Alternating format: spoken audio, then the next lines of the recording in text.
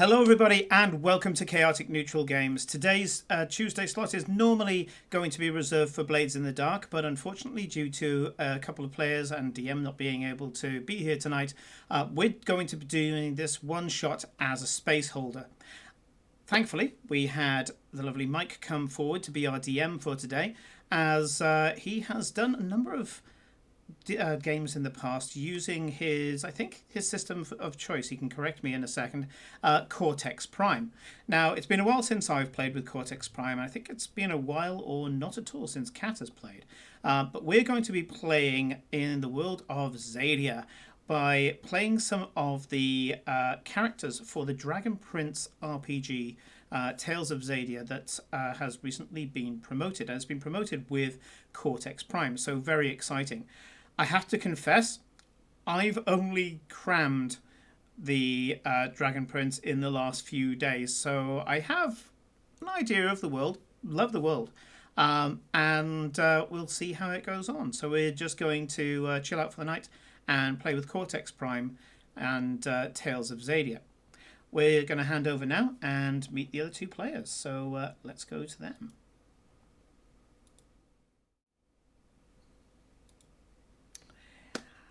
Thank you very much, Mike. Off you go. Yeah, no, it's great. It's great to have you. Thanks for the opportunity to give this game a shot.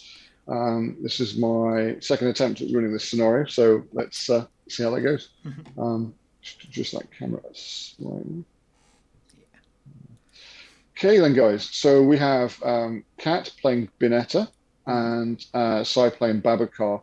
They're a pair of siblings, Sunfire Elves, that have. We're going to avoid spoilers. Not that these characters have appeared in the show, but there's this is set shortly after season 3. I'm aware that at least one of no, in fact, both of our players have yet to reach that point in the series. Yeah, definitely. And I don't want to ruin it in case there's anybody watching from outside that has yet to see that. So we'll go with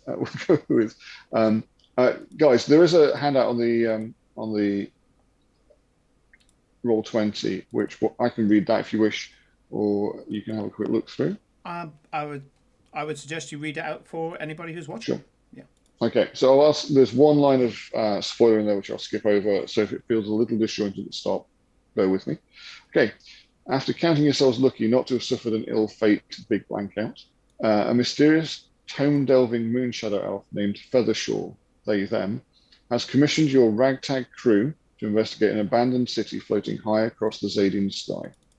The island is on a collision course with a mountain range at the border, and the clock is ticking to salvage a rare artifact from it.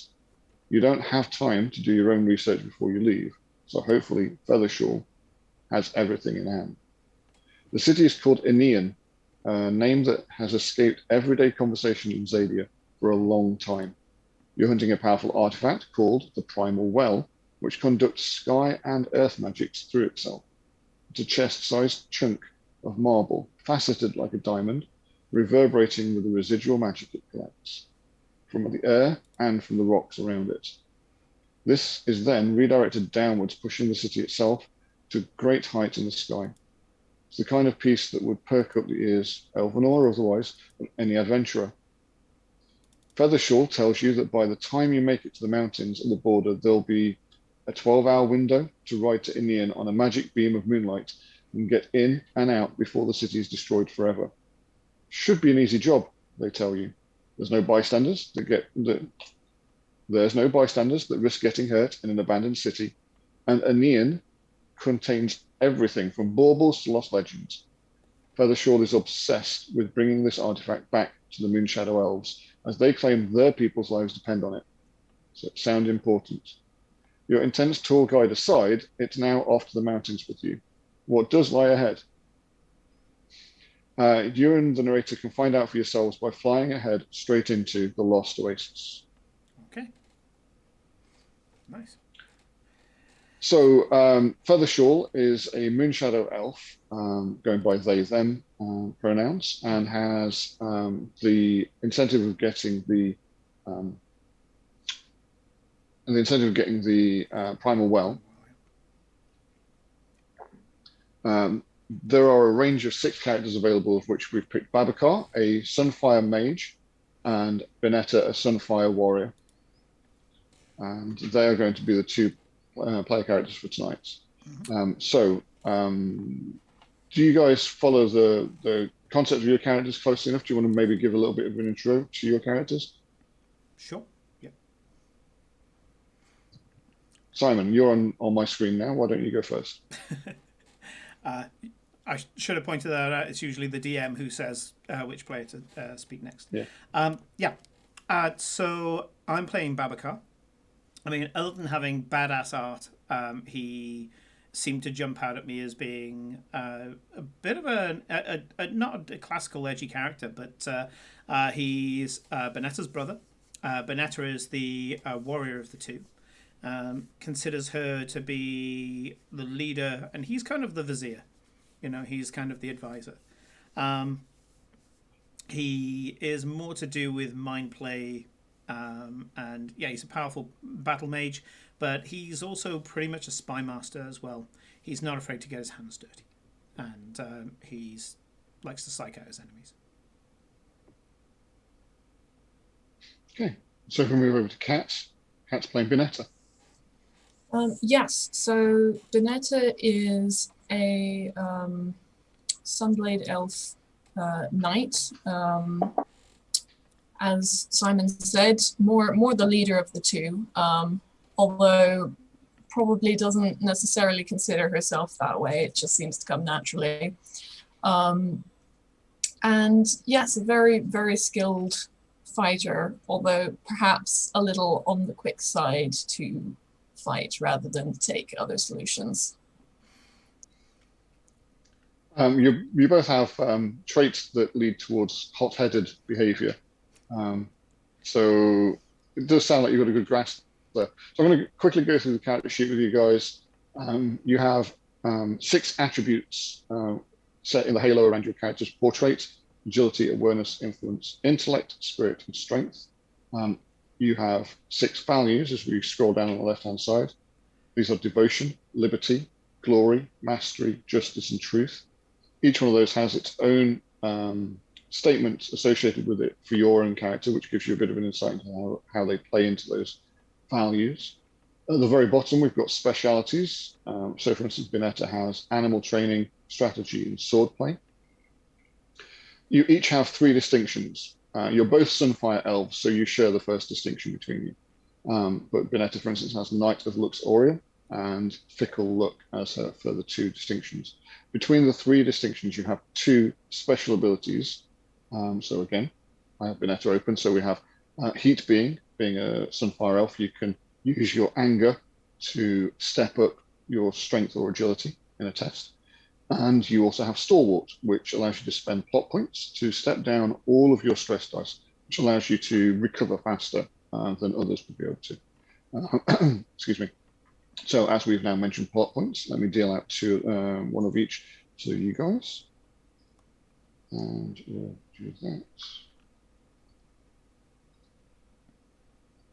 So plot points can be spent during game to produce assets, to strengthen your dice pools so that you can produce better results. They can be spent to activate abilities such as yours that allows you to reduce stress. And there are other triggers as well. And we'll try and come across those in game rather than go through every rule right now. So that's plot points dealt out. There is also the assets on your character sheets. Each of you have a signature asset that is specific to your character. So you have a Sunforged blade. A lot of people point towards these basically being lightsabers made out of lava. The one on Babacar's character sheet should be his spell list. So you have basically the same mechanics there, but flavored to the role that you're playing. Each of these traits that I've listed has a dice attributed to it. So you'll see against your portrait, you've got 8s, 6s, and 10s. Within your values, there are 4, 8, 6, and 10. I'm reading those in random orders. Your distinctions and your assets each have a D8 associated with them. When you're putting together a dice pool to attempt something, you'll take 1 dice from your attributes, 1 from your values, and 1 from your distinctions. and then add in any suitable or available assets or any suitable specialties. You roll all those dice, then take the 2 best of those dice as your results. That will be to beat whatever difficulty has been set for the task. You'll take a 3rd dice, and that will be your effect dice. And the size of the dice is what is important, not the value on it. So if you've rolled 3 dice and you kept 2 of them and you have a D10 remaining, then the D10 is the size of the effect that you're having. That will be used to either add stress, injuries, or other forms of disadvantage to another character, or to create new assets that you can then use in further scenes to increase your chances of success later. Basically, that's the rules. When we apply them, I'll expand on those and show you any specific openings that we need to talk about. There are, on screen, you'll have seen them as players. There are 2 NPCs, Feathershaw, who we've already had a brief introduction to, and Norsix is the other one, and we will find him later. The two NPCs are called Catalyst narrator characters in the system. Each has a Catalyst dice assigned to them, currently both at 8, so D8, and then they have values as well, and those values are the same ones that you're using on your character sheets. So you have those available to you, so you can see the stats of those, because as you interact with them and they succeed or fail, their values will change based on your actions. So you're going to be defining the importance of those characters as we progress into the game. So there's that. Okay. So with that brief introduction and the text read out before, you've got a general gist of what's going on, but you may have some questions for Feathershaw on the hike towards the mountains. So we're just going to do a little bit of back and forth if you've got any further information you want to gather, and if there are any ambiguities that you want to just check with me as a GM. And then once we're actually on site for Feathershaw's moon magic, we'll use that to triumphal to the island of Anian itself. Okay. And if we reverse and go to Cat this time, do you have any questions or anything you'd like to begin with? Simon, this is your opportunity to prep some ideas, so I'm not thrusting on you without prep time to think about it. So are you sure we're not going to run into anyone here? I mean, it seems like, you know, prime location for bounty hunters. I would have thought that. Frankly, I'm surprised nobody's got there first. Sure, says Feathershaw. I understand that concern, but realistically, it's floating in the sky. We're way above any flight that could get there. No creature that I'm aware of can fly that high. So we're requiring moon magic to get to it. Now, I'm not saying I'm the only one that can cast this spell. So yes, certainly there is a slim possibility somebody else could have got a team up there. But the likelihood of anybody being there before is very slim. I mean, there's no record of anybody being in contact with this in centuries. It's fallen off of the radar. The level of research I had to do to actually discover where it would be, the calculations I've done, the work that I've put into this, it's not going to put us in a situation where we're running into anybody. This is as abandoned as I think anything could be. Yes, I don't think that's a serious concern. Thank you, that's good to know. I'm less concerned with people. I'm more concerned with the city itself. A city of that complexity surely has some form of defenses, especially if, as you say, what we're going for has got some value to it.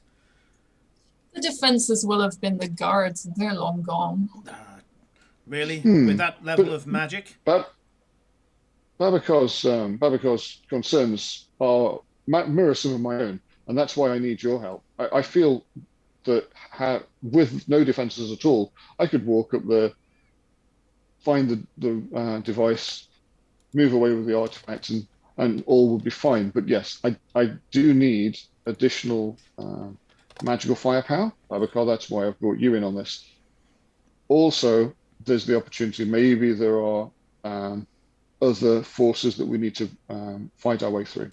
So Benetta, your sword will be of importance. I don't expect there to be anybody there, but who knows what enchantments may bring to life. Who knows? My research is not to the finite level, so I want to be prepared for the unexpected. We're more than a blade and a cannon, Moonborn, but you'll find us good company on this trip, I assure you. And Us. whilst your company will be appreciated, my focus is to get this artifact back to my people. That's Their what I need meant. and We're more than their fighters. lives. We'll get it back. Thank you. Your dedication to this endeavor is appreciated. And so it is. The travel to the mountains is relatively eventless. You have a little time if there is anything else you need to follow up on, but I believe that you reach the base of one of the mountains, and as a speck in the sky above, you see the floating rock that is the city. It seems quite distant, but it does appear that it is moving closer. And yes, you suspect within a day at most, this what must be a mighty edifice to be seen at this distance will collide with the mountain peaks, and who knows what damage that will do. It's a shame, Feathershore though. begins one of the Feathershore begins the preparations for the magic that will transport you to the rock, and the purple swirls of energy that arc around him, that arc around them, start to shake the pebbles and leaves that are around your feet as you feel the lift pulling around you. He says, "Gather close." They say, "Gather close, and we will be away." And the cloak billows out around them, and the light of the crescent moon above pulls at you, the three of you, lifting each into an arc that spans across the distance. The speed is breathtaking, and the view is unlike any you've seen before, tinged by the purple magic as you fly through the sky. The path that you flow brings you above the city for a brief moment, and you have a shallow view into and through the walls of the city just as you come to an area outside of the main settlement, landing in a small sort of cobbled patio, almost clearing. There's a small settled area that has like a herb garden, like maybe a vegetable garden, some bushes. There's paving slabs. The magic around Feathershore forms sort of a glowing bubble around you, illuminating the area in an eerie light. But it's early morning. The sun is somewhere below the city itself, so long shadows are cast around you. But there is an energy to the air as you land. The air is fresh, it's crisp. It's a new day, and new adventures await you. Take a look, So, sister. Simon, Take a look, sister. All these stories, these lives once lived, soon to be dashed into rubble, a scar on the countryside. They're long gone anyway. I don't see the difference that it makes. Maybe. Maybe. So, what's the direction? you're directing that to Feathershore. Yeah. They seem distracted as they're reshaping the spell that brought you here and the light that's around them, pulling energies together and drawing new sigils in the air to push the light further away from them. It's clear as the purple haze focuses around them and less on you, that whilst the light is dim, this is a well presented and clear area, not overgrown but kept. They extend their arm out, and their magic shifts from the dome around you into more of a river flowing out from their arms. It flows out towards the streets of the city.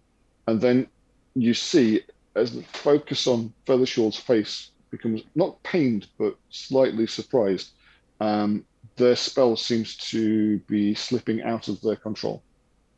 I'm going to step forward and start weaving Circulus Luminous. And Sure. Tell us what that is. Circulus Luminous is Ring of Light. So I'm going to produce a barrier of light around me to light up the area. Sure. And basically, I'm going to bolster Moon with Sun and hopefully push back whatever's pushing on them. Okay, so you're assisting Feathershaw's spell. Yeah, okay. Light is light. In the so end. what If we'll do there pushing then? on the light, I'm gonna try to bolster by putting my light out with hers. Theirs. Of course. Yeah. Okay, so if you want to hit your dice pool builder, so the first thing it's going to ask you there, this system is state it, build it, roll it, and then detail the outcome. So can we? What is it that you're hoping to achieve? I'm hoping that the light that I contribute to Feathershaw's light will push back on whatever it is that's putting pressure on them. Kind of just pushing out and either breaking it or getting it to stop pushing in and holding it together. I can see the strain on their face, and I'm going to be just there saying, "You're up against the sun and the moon. Avaunt," Okay, right. Okay. Yeah. I like it. Very flavorful. So if you're looking at that, then you're using your traits would probably stretch to you're either influencing or maybe calling on your spirit. So either influencing their efforts, I'd say it's your spirit. inner spirit. Yeah. Okay. This is not something that's. I'd say influencing is more social. This is more he's drawing something up from inside himself, kind of the sun burning inside and pushing. Okay. Yeah. So then of your values, I'm going to just suggest through for the first time, but I'm hoping that you'll get into the feel of this. But if you've got a value in mind. Mm-hmm.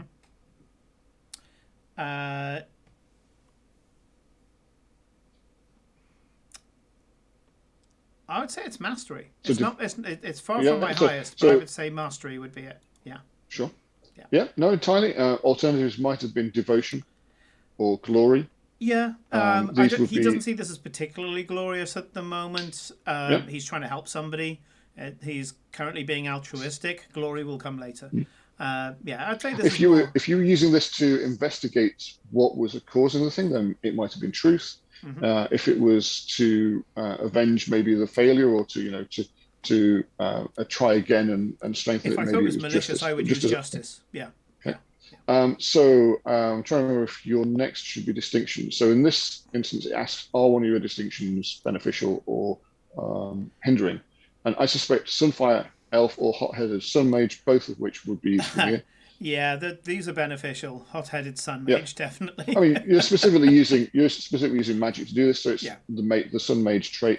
I'm going to ask, don't actually launch the roll just yet, though. I'm just getting you to build your dice pool. Sure. So next you have your specialities, yes, and you have Sun Magic as a speciality at D8. Speciality, yes, I have a D8. Yeah. And then the next one should be. I can't remember off the top of my head if it asks for specifically for assets or for any other dice or assets, but any other dice. So your asset dice is a D8, which is your Sun Magic spells, and that includes the Circulus Luminous. Do not press send yet, as I roll dice to set the difficulty for this. Now you're trying to strengthen the spell and give them more resolve. I'm going to. I want to say that that's not actually going to be that difficult to help them.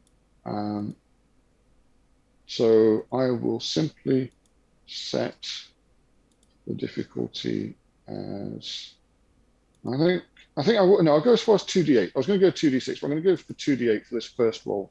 Okay, so when I hit this,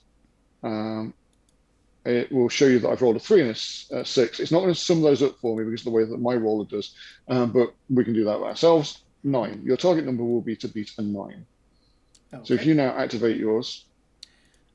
So, yep, sorry, I was just messing about with the thing. So I'm going to roll mine. So that's a 9 and submit. And, right, so looking at this, I've got 2 8s, a 5, a 2, and a 6. Yeah. What I'm going to do is I'm going to go for 14, but have the D8 as the effect dice, if I may. Yeah. Yeah, I mean, if you take the 2 8s to get you to 16, you've still got 2 D8s as your effect dice. Oh yeah. So sorry, the 6 and the 2 are on D8s, weren't they? Yes. Yeah. They're a little more faint. The ones that critted, you can see the outline. That's slightly better. So yeah, so the ones it's selected for are the ones that get the highlights. But you've also got the greens on those because they have, you're right, critted. Yeah. So the outcome of that is that you have indeed successfully strengthened their efforts to cast that spell. It's not falling out of their control, and they're shrouded in that light that you've produced. The overall effect of that is that they're able to refocus their energies and tighten the spell, pulling in the fraying energies that were flying off to the sides, pushing it all into one solid beam. That beam then shoots with great force straight up the center of one of the open streets ahead of you, and you can see it weaving between buildings, heading towards what looks like the larger building toward the center of town. What from here would be a keep or small castle. And this registers with Feather Shawl as a great success. Now, normally we would be looking at changing a catalyst dice and one of the values if you're in competition with them. But what you actually chose to do here was strengthen their efforts. So I'm going to rule the same thing here. So their mastery, which is what you were assisting with, will go up 1, as will their catalyst dice. Nice. Bringing their catalyst to D10 and their mastery to a D10. But one of the other values has to go down, and that's now in your hands. So pick devotion, liberty, glory, justice, or truth as the value to go down. Glory can't go down any further. Oh no, one of theirs. Sorry. Sorry. I'm looking at Norsix. Sorry. Yes, in that case, glory. I stole a bit of the thunder, so their glory goes down. I like it. Yeah, that works for me. So we will step down to a D6 their glory. So we now have D6 glory, D10 mastery, and a D10 in catalyst. And this is the way that their relation to you will change. So they are very positively in favor of what you've just done. So they're enamored to that. Feather Shawl gives you a cursory nod as gratitude as they focus one step further. And then some of the light from your spell is pulled in to the glow around the moon magic. So now there's the yellow, fiery orange sun magic burning around it as a strengthening outer casing of that spell that shoots along those streets, glowing very brightly in a way that on their own they could not have achieved. And then you feel that pull as well. You feel your magic being drawn into not only Feathershaw's spell, but some source at the far end has a strong hold, pulling your magic away from you. The two of you bolster and take a strong stance. And then Feathershaw, you can feel, is preparing to let go of the spell, checks with you, ready to release, stop, the spell dissipates, and you feel it whipped away from you. Pulled as if a rag was torn from your hands into the distance. The loose end of this spell flapping through the streets as it rattles against the sides of the buildings. Everything all right? I'm no magic expert, but that didn't look good. What do you think? I'm not saying this, to Bonetta. I'm saying to Feathershaw. What do you think? Yes, that was interesting. Something at the other end, and I suspect it's the primal well, is hungry for whatever magic it can get. And as that word leaves his mouth, the island reacts to the dissipation of that last part of the magic, tilts probably about 10 degrees away from you, and doesn't right itself. I don't suppose your research happened to show what was holding us in the air right now? That is the primal well that we're here to take.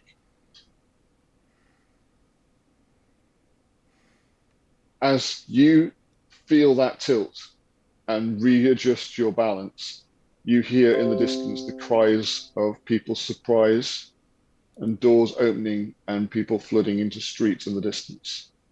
And at your feet, something rustles in one of the bushes. Cat, how does Bonetta react? Initially, I'm stepping out away from the bush and drawing my blade to make sure it's nothing dangerous. Now, I don't know that you'll see this on the stream. This emerges from the bushes. A small, plumed chicken, which looks up at you impossibly through the plumage over its eyes, opens its beak, closes its beak, fluffy. And clucks.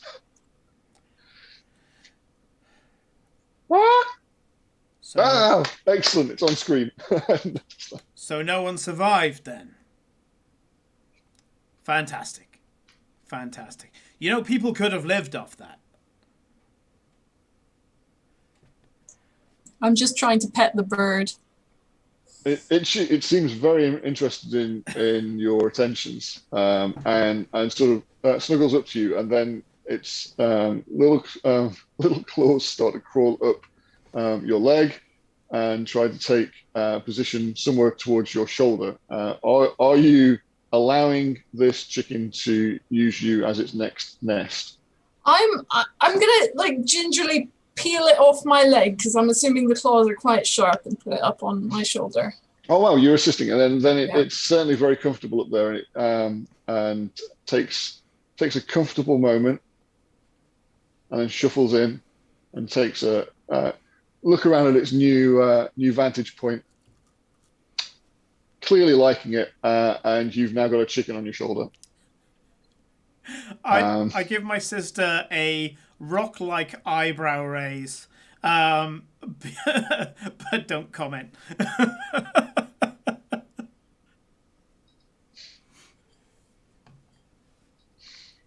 The outcome of that is that you've now got a chicken friend. Now, if you wish to turn the chicken into some sort of asset, we don't have to do that this minute, but should you want to use it as an asset, paying a plot point will provide you with a D6 asset of chicken friend. Now, why you would want that, I don't know, but it's here in the system. Get chicken dice. Maybe so you don't need to do that until you need to do that. If something is important, you get it. You put a dice in it. If it's not narratively important, we don't need to give it a dice, basically.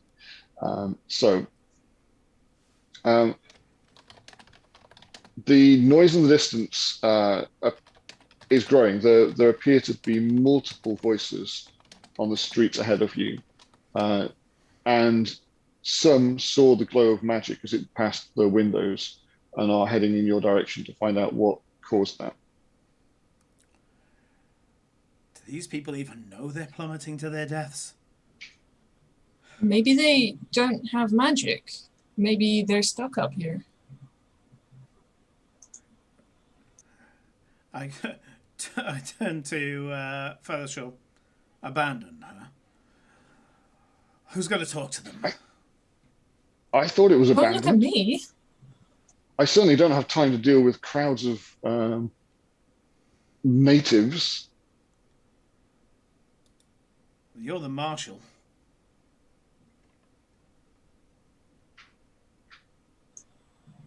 crowds of... I thought we were saving an ancient artifact that was about to be destroyed, but instead, there are people here. Further We Shaw, can't just leave them. how many people could you get down? With my cloak, maybe 10, 20 if I pushed. I mean, repeated trips. I don't have time for that. With the primal well, we could do so much more. It has the magic to do that, though. It has earth and sky magic. Add that to my moon magic. We could use the combined power. Well, there We go. must get to the primal well. Let's get there then. And yeah, I'll start pressing forward brashly. Yeah, I'll sheathe my blade and take off running after my brother. Sorry, you had your blade out sort of in preparation for the chicken. Are you saying you're putting it away or keeping it out? I'm putting it away. This is what the chicken wants you to do. The chicken lured you into a false sense of security. It's so cute. It couldn't possibly mean us any harm. No, not at all. No, cute things in role-playing games never do. Yeah, no. The group that is approaching you from the streets seems to be led by a Skywing elf in ceremonial armor. There are a number sort of pushing him along ahead of them almost. He has been volunteered as their spokesperson. And seeing you as a martial form of possible antagonist, they approach you with a club drawn and held out gingerly ahead of them. And you might want to put that away, friend. You wouldn't want to hurt anybody with that now, would you? I say, in the name of Inian, stand down and announce your intentions. Sister. Brother. Go ahead. What are our intentions? I'm facing down the guy who's pointing a club at my sister. We need to warn you. Do you realize you're on a collision course? Your entire city is on a collision course. A young woman behind him calls out, "I have warned you. I said I saw that coming." And the god kind of waves behind him to try and quiet the crowds. Now, we'll have none of that alarmist talk now. Why are you here? Why did the island suddenly tilt? What was that glow in the streets? I just turned to look at the other two. Raise one eyebrow. We're coming here because the city is going to crash into the ground and be destroyed into lots of little bits, and you with it if we're not able to help.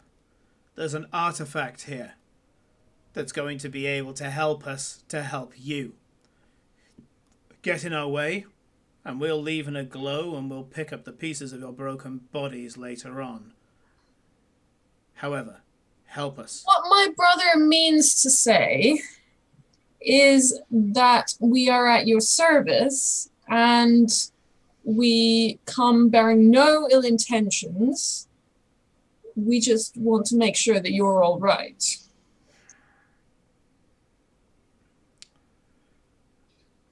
I like the way I said it best.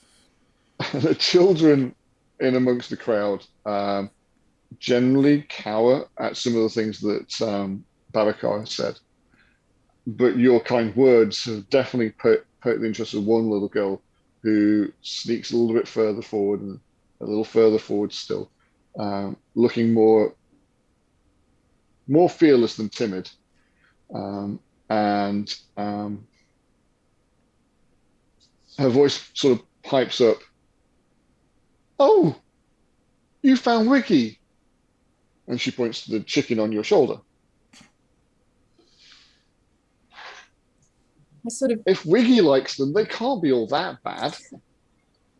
I just sort of gently offer her the Oh chicken no! I back. mean, you're trying, but Wiggy's set. She's not moving.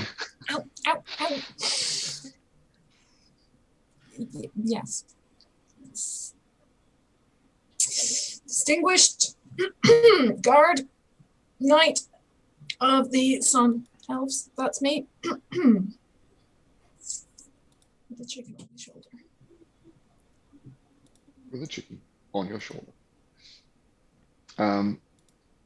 The young girl introduces herself as Pareka. Wiggy and me, we go way back. I mean, this child's probably 4. um, um, and again, if she likes you, then you must be really nice and very tall. You're not like us, though, are you? Are you from down there?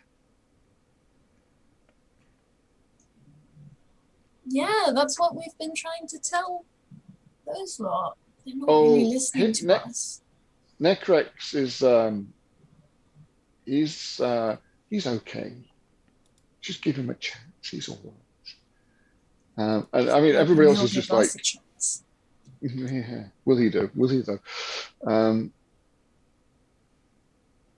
You notice whilst you're interacting with the young girl and the guard that Feathershaw's approached one of the older looking sky elves, sky wing elves, and they're entering into some sort of discussion. The crowd are fractured. Their attentions are all over the place. Some are nagging Necrix, the guard, to try and do some positive action, take charge of the situation. Others are crowding around this elder that Feathershaw's approaching. The majority are just reeling from the chaos of the city's changing pitch and calling out, "What will we do? What is happening to the island? Are you here to save us?" The young lady that had said before that she'd seen the fall of the island coming steps forward and starts prophesying doom, destruction, and the overall outlook is grey. Gee. We're trying to keep people. Shut up. We're trying to keep people calm here. Do you think you could maybe prophesy your doom a bit more quietly? The young lady that you're interacting with. If you are going to help, do something. We have so little time now.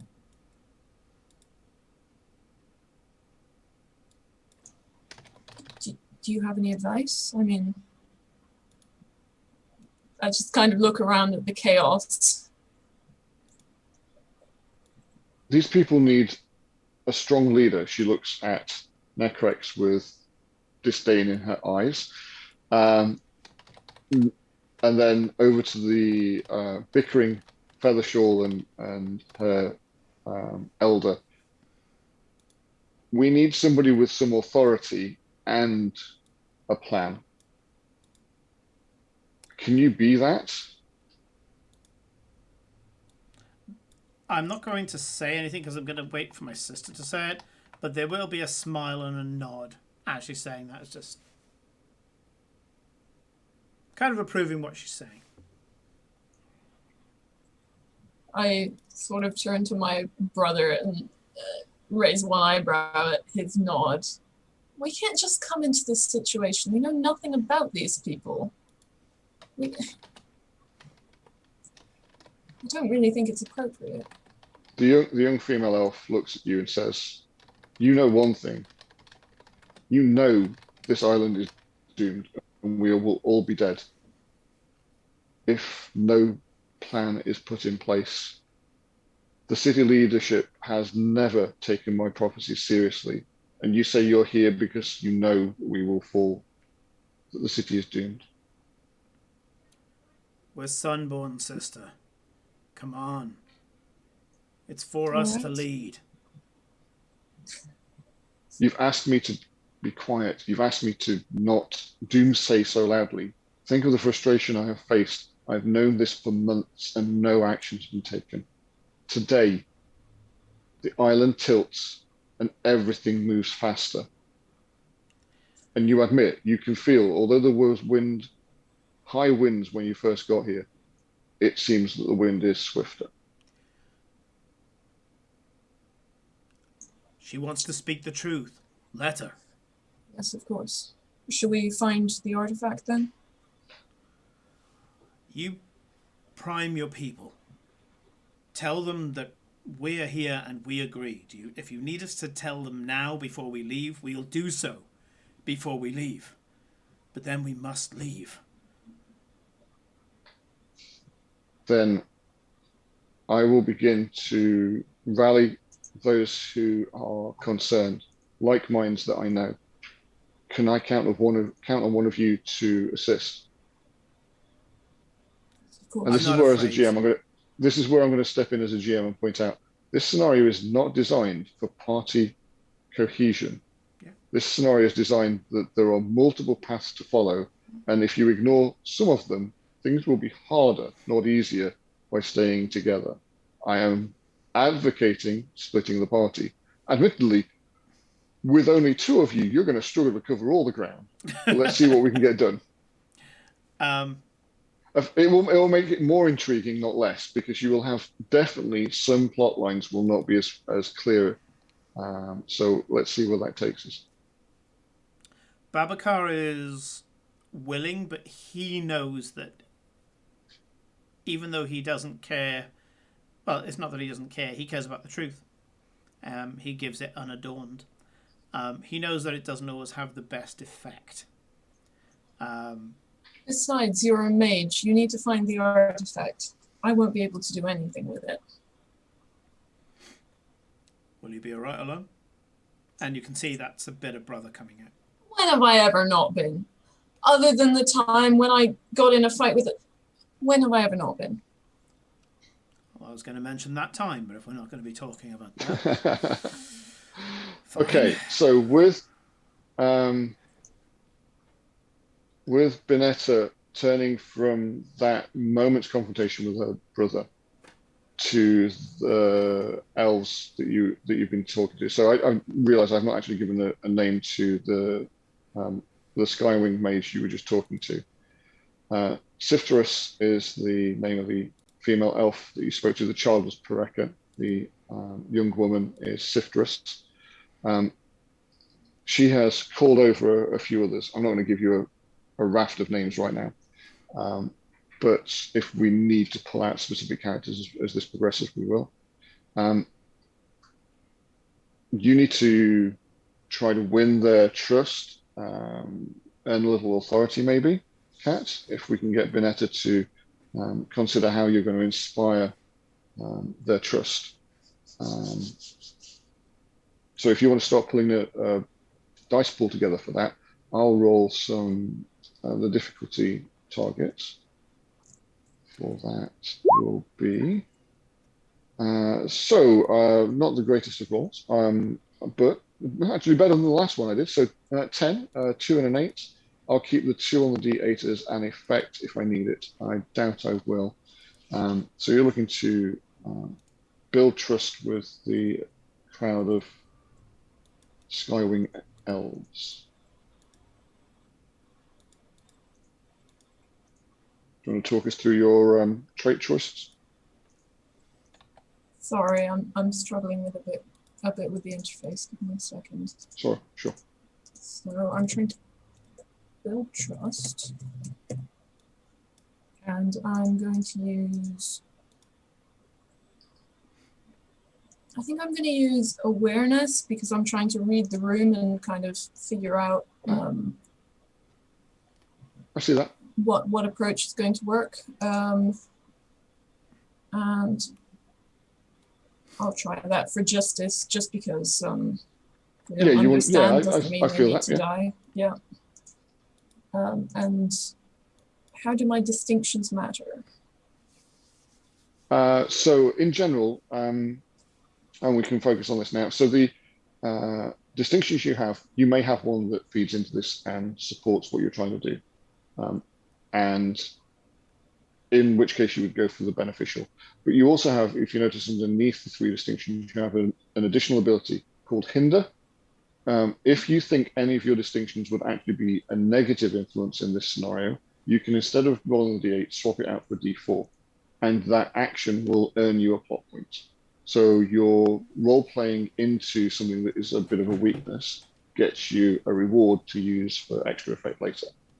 Okay. Well, I think the fact that I'm a Sunfire Elf and potentially a bit hot-headed would probably act against me. But on the other hand, I also have this bird, which I'm going to call an asset. Yeah, cool. So you can spend a plot point now to get a D6 asset out of the chicken, because clearly, if Wiggy likes you, you can't be all bad. Yeah. It's all about the chicken. So what does this mean? Do your specialties apply? So you take a look at the specialties on your character sheet. Oh, okay. This is a bit of a stretch. Can I use my animal training specialty? Certainly can. Combo because it's going to come in handy to make that. Yeah, I like that. Okay, and then I add a D6 for the chicken. Yeah. Yeah, that's worked well. Okay. So you've rolled awareness and justice. Your distinction at D4, so I'm going to deal you off an extra plot point.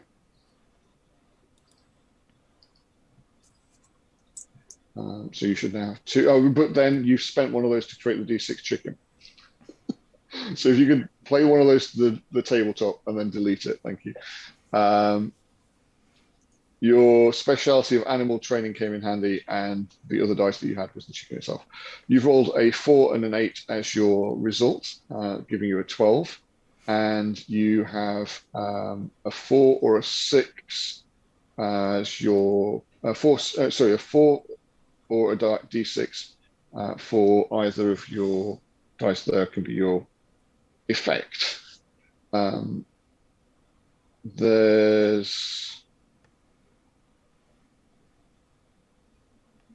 So you're trying to beat a 10. You've got a 12. Yeah. Okay. So your effect dice would be the D6. So you gain an asset, additional asset on top of the chicken of the crowd's trust. So if you want, in your character sheet, there's a text box for assets at the bottom, and they just list what's in your D8 asset. But at the bottom of that, just add in Wiki, the chicken, D6, and Crowd's Trust, D6. And how do I mark off that plot point? So you, sorry, over your character icon, where your name is, sorry, over your name on the screen, you've now got 2 plot point cards in your hand. Yes, no? Sorry, I don't see it. Okay. So in the Roll20 interface, at the bottom of the screen, you'll see I'm the narrator. You should see your name and size name. Hovering above that. Yeah, got it. Yeah, cool. So there we are. Excellent, thank you. And the one that you just played to the desktop, we can just highlight that and then delete. Who gets there first? Gone. Right. So, and they just go back into the deck then. Okay, so you've managed to create 2 assets there in one turn, both of which you'll be able to call on in future dice pools if you need to add those in. If you want to now give us a little bit of either the spiel that you gave them, or how did you build that trust amongst them? I'm just gonna crouch down next to the little girl and let her pet the bird and show off how much he likes me, and then show off how much the little girl likes me. And just as people begin to like gather around, just kind of chat with them, I'm not going to bring up the end of the world just now. I'm just trying to build a bit of a rapport. Mm-hmm. Be friendly with them. Sure. There's still a lot of questions being fired around, and what you've done hasn't necessarily answered all of them. So we'll continue that shortly. But you're introduced to a few faces, names are thrown at you very quickly, but a couple of others who are proactive and already have suggestions for how this could maybe move forward. But what we'll do is we'll come back to that in a moment. So Simon, uh, whilst that's been going on, you've had your eye on Feathershaw and this elder Skywing elf, and their conversation is getting rather heated. Do you wish to be closer and hear what they're saying?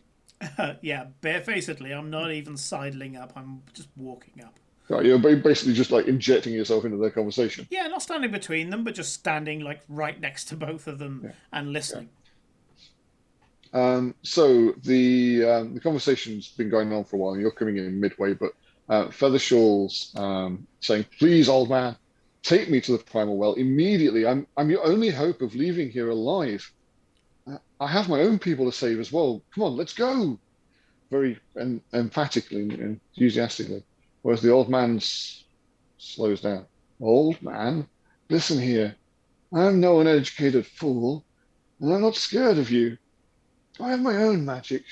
With an opening line like that, I certainly won't help you, and your magical mystery cape can fly off. The most precious artifact in my home, never. The conflict continues as you're approaching, and you're hearing this continuing. I will generally avoid when GMing. I will generally avoid NPC to NPC conversations as much as possible. Uh, so the rest of the conversation that's going on is very heated. Um, the old man, I'm going to give his name as you can tell, it's already on screen anyway. Norsix is just growing in frustration, but that frustration is shared by Feathershaw. And the energy in Feathershaw is evident. They are looking to break away from this conversation then and make their own way towards the keep. And Norsix is being impeded somewhat by the people around him. As you've been approaching, the guard has been yammering in your ear about something that you're basically just bored of listening to. Yeah, I blocked him out long ago. I wait for Norsix to burn himself out a bit, and when he's kind of trying to grab a new angle to complain about, I go, "You said you got magic, old man. Enough to make all these lovely people here float to the ground, unharmed, should the need arise." Oh, good, thank you. Some sense being spoken. He turns. And then the guard explains, yes, this is my prisoner. This and the other foreign elf, Norsix, and the elder Skywing elf is just um, underwhelmed, but turns to you and says, "Thank you." And that distraction is enough for Feathershaw to kind of slip around the back and start walking away. Um, Norsix implores you, please come to my home. Let us sit and eat and discuss, and we will chase down the truth of this plan for success. You didn't answer my question, friend. When you All in realize good time. when you Please let us realize, step away from the friend, street and the that crowds. this city is about to turn into a scar upon the landscape, when you realize that, do you have the magic to get your people safely to the ground? Please let us step inside. We will discuss this in full. I've just made a new pot of stew.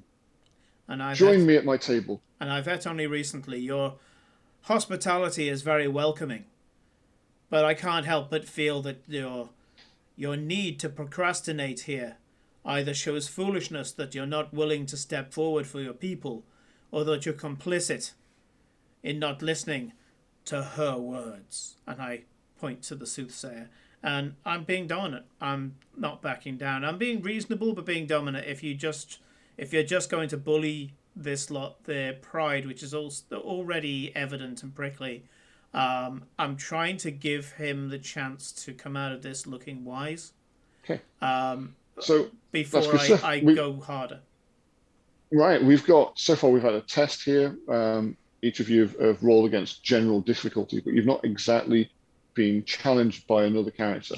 So what we're going to do now is enter into what's called a challenge in the system. There's some notes at the bottom of the screen on that. Basically, we'll put together a dice pool each for the NPC and for yourself. And then you'll set the difficulty this time. You're trying to convince Norsix to break away from their ideal of let's go somewhere that we can talk in private. He whitters on a little bit about that. If you win the challenge, then it goes your way. If he wins the challenge, then he's convinced you to go his way. Yep. The way the challenge works, it's a back and forth. You'll set the difficulty, I'll try to beat it. You have the option to then try and beat it again. And we will continue to do that until one of us either fails to beat it or opts not to try. Right. Both of those are a loss instance. Dealt with slightly differently, but that's the way that we go through with that. Sure. Okay. So if you want to set the difficulty for that first. So I roll first, yeah? Yeah, so you're pulling your dice pool together to convince them that they should stop. I think you said procrastinating. That might be the I've target written down there. convince them to act, but yeah, same thing. This is an influence. It's not my best. I am trying out of truth, just barefacedly piercing through to the essence of the situation. How do my distinctions matter? Well,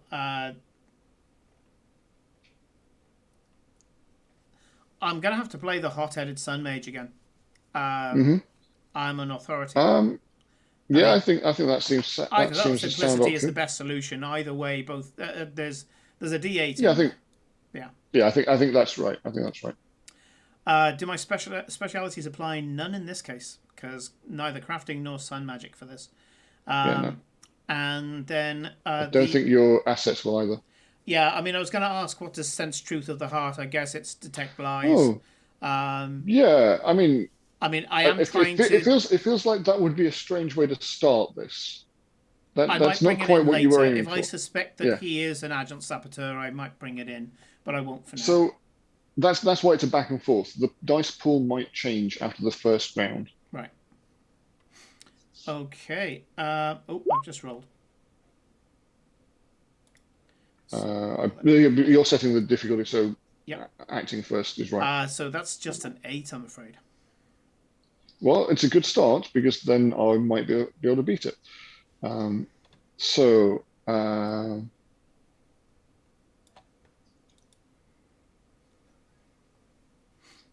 so I'm pulling my pool together. So I bring in my catalyst dice, and I think my value is going to be truth, as they're looking to tell you something, but just not everybody. And then their distinctions. Oh, yeah, they've got a beneficial distinction that comes into play here. They'll play the stewardship. Yeah. They're going to play the stewardship speciality, but I don't think they have anything else to add to the dice pool. And so we have our first one. I'll come to that in a moment. So the 5 and the 6 give me an 11. So I've beaten your total by 3. Your current effect dice was a D8. Mine is a D8. We'll keep track of that as it goes on. Yeah. Whatever your latest dice roll gives you an effect dice. Yeah. The 1. So in this system, when you roll 1s, they're called hitchers. When I do them, they have an additional title called opportunities because that triggers some things, but I don't think it's going to come up in this game. But the 1s can be activated by paying a plot point. So I would either pay you 1 and you gain a plot point, and that allows me to give you stress, or you can spend a plot point to reduce stress. Now, at the minute, I don't think you have any stress. No, I don't. But one of your distinction abilities does give you stress to increase your agility or strength, for instance. So you could be giving yourself stress dice based on that. So at this point, I don't think there's anything you can use with that. But I've managed to raise the difficulty here from 8 to 11. Now, you have the opportunity in your response to try and beat that. So enter into another dice roll, or to back out now. If you back out now, you benefit by gaining a plot point for taking a defeat through your own option. You won't get that plot point if you don't back out. If you fail, you'll just suffer the consequences. Whichever one of us fails will be getting that effect dice in stress. And either way, success or failure, Norsic's catalyst and his value will change up or down depending on who wins. So if you lose, stress. If you give in, stress and the plot points. I'm going to persist because Sure. I'm hot-headed. Also, part of what he's trying to divine is that he's presented the very scary truth to this guy. Yet the guy's still persisting. Now, he's intelligent enough to know that there could be something here. There could be a reason that he's aware of, that even the impending crashing of your city into the ground still means that he wants to take me to one side and explain the complexity or something along those lines. Or he could be trying to get me to get out of the public eye so he can shank me. Who knows? Either way, it'll turn out badly for him if he tries anything bad. But I'm going to persist. This is almost that I'm switching to convincing him to divining the truth of the situation here. He's convinced me enough because he won. Yeah. He's convinced me enough that there may be a reason to go with him, but I want to persist to kind of assure myself that there's definitely a reason. And this is the point where, yeah, I am going to use that spell. So I would like to do a test to divine the truth of his words. So this is a continuing contest. Yep. So to get that effect, you've got to win the contest. Yep. So you need to add that into your dice pool on this one. So you're looking to beat my 11. I noticed that I've rolled it as feather short. Please ignore that. It is Norsix. But yeah, if you want to pull your dice pool together, same again. You're trying to convince them, or maybe this time it's discern why he's so evasive. I've just said, yeah, divine whether I should join him.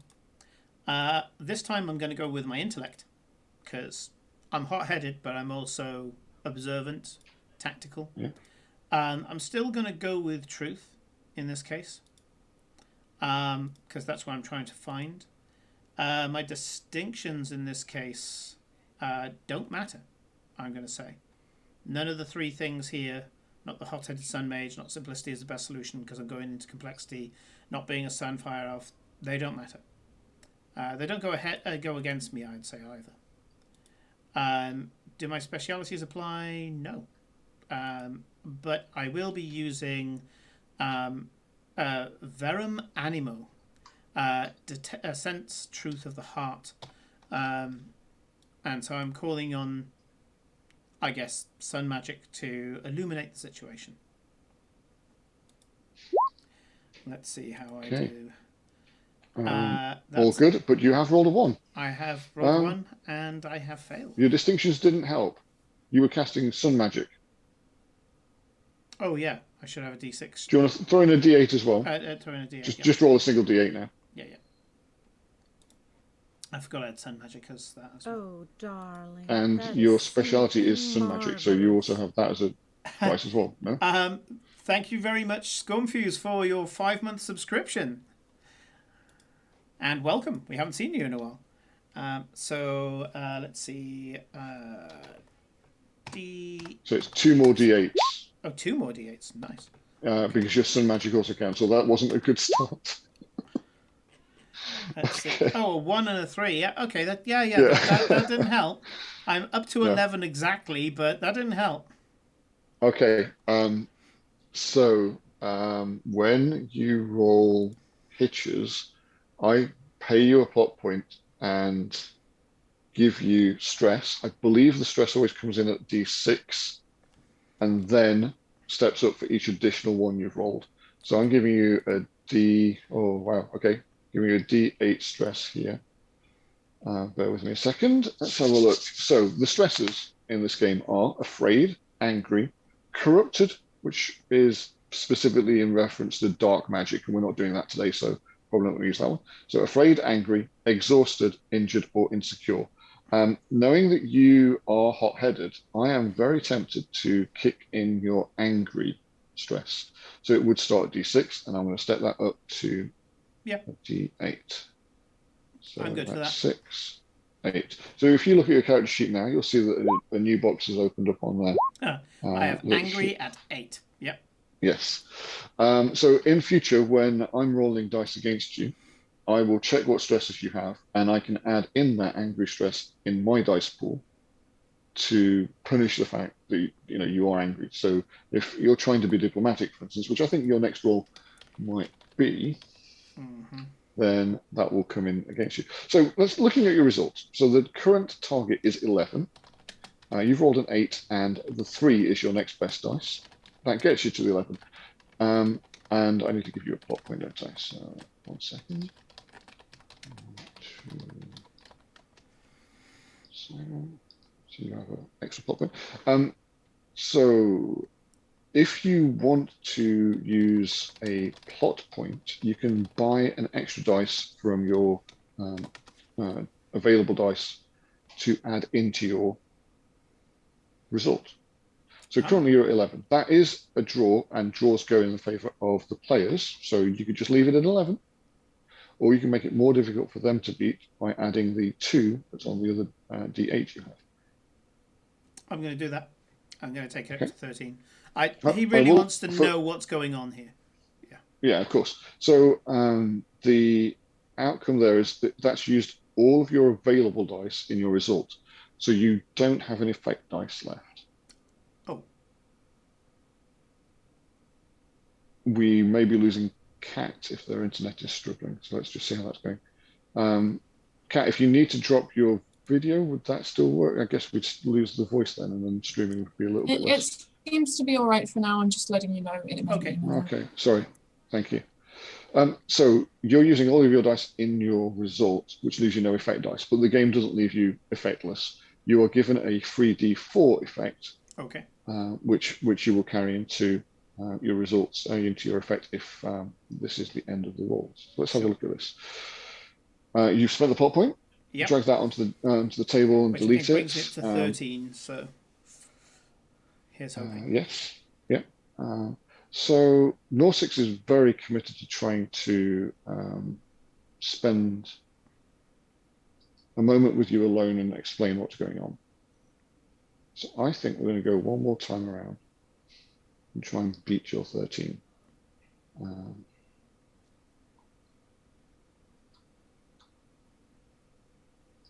And still his catalyst is at D8. He's going to again lead with truth. It's the value that he is leaning into. His distinction is beneficial. And he has the magic you've used against him. You're going to need to sort of explain that when it comes around to the narrative part of this, how you wove that in without it being in his face or something, or maybe it was in his face. That kind of. I would say a truth detection spell is probably pretty covert. Maybe as I was facing him down, my eyes glowed slightly, so it'd have a certain Zephyr effect, but it wasn't super showy. Okay. I'm going to add in your anger as well. So that's an extra D8 on my roll, which is the reason I thought I'd keep going. He sees that your frustrations are showing, and he's going to try and use that as a please, calm, come inside away from the crowd, like that kind of approach. And I have also rolled a 1. So remembering you can spend a plot point, of which you've still got 2, so you should have dragged one of those to the desktop and deleted it. Yeah, I do that now. So you can do that now to step down your stress if you wish. I've rolled a 1. You can buy that opportunity with a plot point. I've rolled a 13. Yeah, I'm going to do this. I'm going to get rid of my stress as well. Yeah. Sure. Okay. I'm going to I've got the 13, but I've also got 2 extra d8s, both of which have rolled a 3. So I'm going to spend a plot point. I don't have 6, so I'm going to get rid of some of these. I have 2 per. I have 1 per player, I believe. So I'll get rid of all of those. No, don't do that. Right, and I will use 1 now to keep a 3. Okay. So my total is now 16. I still have a D8 effect dice available. Your last effect was a D4. I'm feeling pretty confident about that. So I'm passing back to you. He's taken hold of your arm in a calming move to try and convince you that what we need to do is maybe sit down together. This is far too heated. Please, sir, I can see that I'm having an effect of calming you down already. Come with me. Let us sit. Let us eat. Let us discuss. There is a clear path, and there are things you must know. Time is of the essence. Lead on. You're giving in there. Giving in. Okay, so I'm going to give you a plot point back because you gave in, and that's coming at you now. And the stress that I'm going to give you. I already paid to get rid of my anger stress. So yeah, your anger stress is at 8, and you've stepped that down by spending that plot point, so it's now a d6. Yep. Okay. I am going to give you a d6 in insecure, as you are giving in, but you're very consciously aware of the fact that time is on your heels. Yeah, he's nervous. Yeah. Okay. Not that he'd ever admit to it. Okay. I'm going to say that it's probably a good time here to take a 10-minute break. Normally we do it at 9:30, but that's when we start at 8. We started at 7, so we're going to take a quick 10-minute break. However, we will leave you guys who are watching with some of the sounds of Epidemic Sounds. I don't know if you have used this music service before, but it allows us to have royalty-free music on the show. And we've been using it a lot more recently. And I must admit, I've been using it as much as my my music account, my Spotify account. So by all means, listen to a few of the bits, and we will be right back in about 10 minutes. See you then.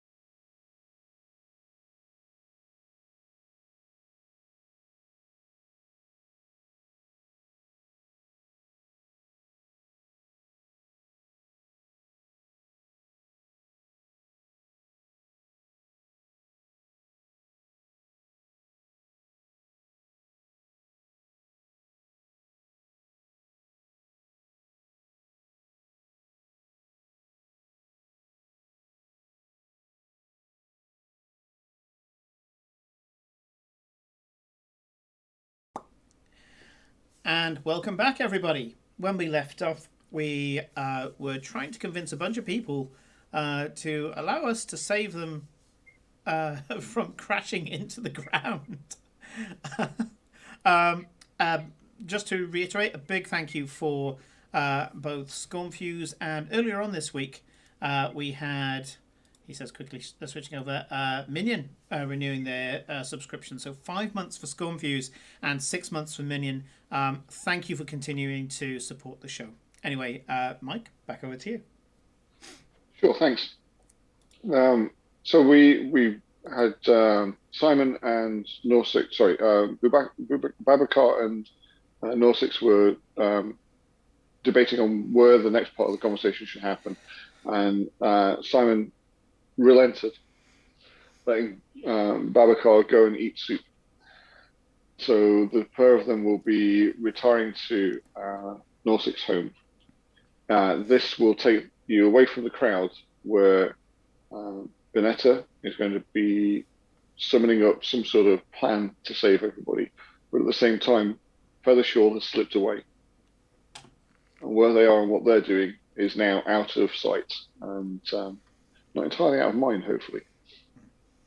So let's try going back to Cats, and we'll try out some of the ideas that they've been bringing forward to you as ways to get off of the island. Let me pull up a list of those suggestions, and I will let you know. Yes, here we are. So, one old lady who's convinced that you're some kind of ghosts sent to torment these poor people in their final hour of need, has a kind of crazy plan to take some of the foliage, maybe some large fern leaves, imbue them with sky magic, and use them as gliders to have people fly to the ground in safety. That got some interest. Around the city's edge, there are gates, and some of them have intact drawbridges that could be lowered. They would hopefully extend out over the mountain as you get close. And if there were convenient ledges, people could rush from the outreaching bridge onto a cliff top. Let's not jump into cliff faces. Or alternatively, just try to find the moment of impact and get people to leap off. The island is plummeting, but not at particularly high speeds. The primal well is controlling the descent, even if it has been pulled off its course.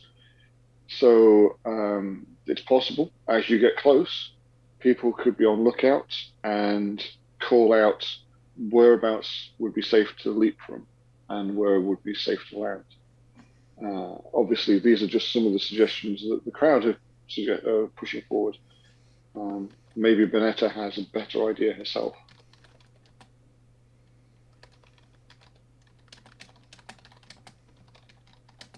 So, Kat, I mean, I'm really hoping that my brother will get this all sorted out from a magical standpoint, but if he doesn't, I think our best bet is probably going to be to try to lower ourselves down.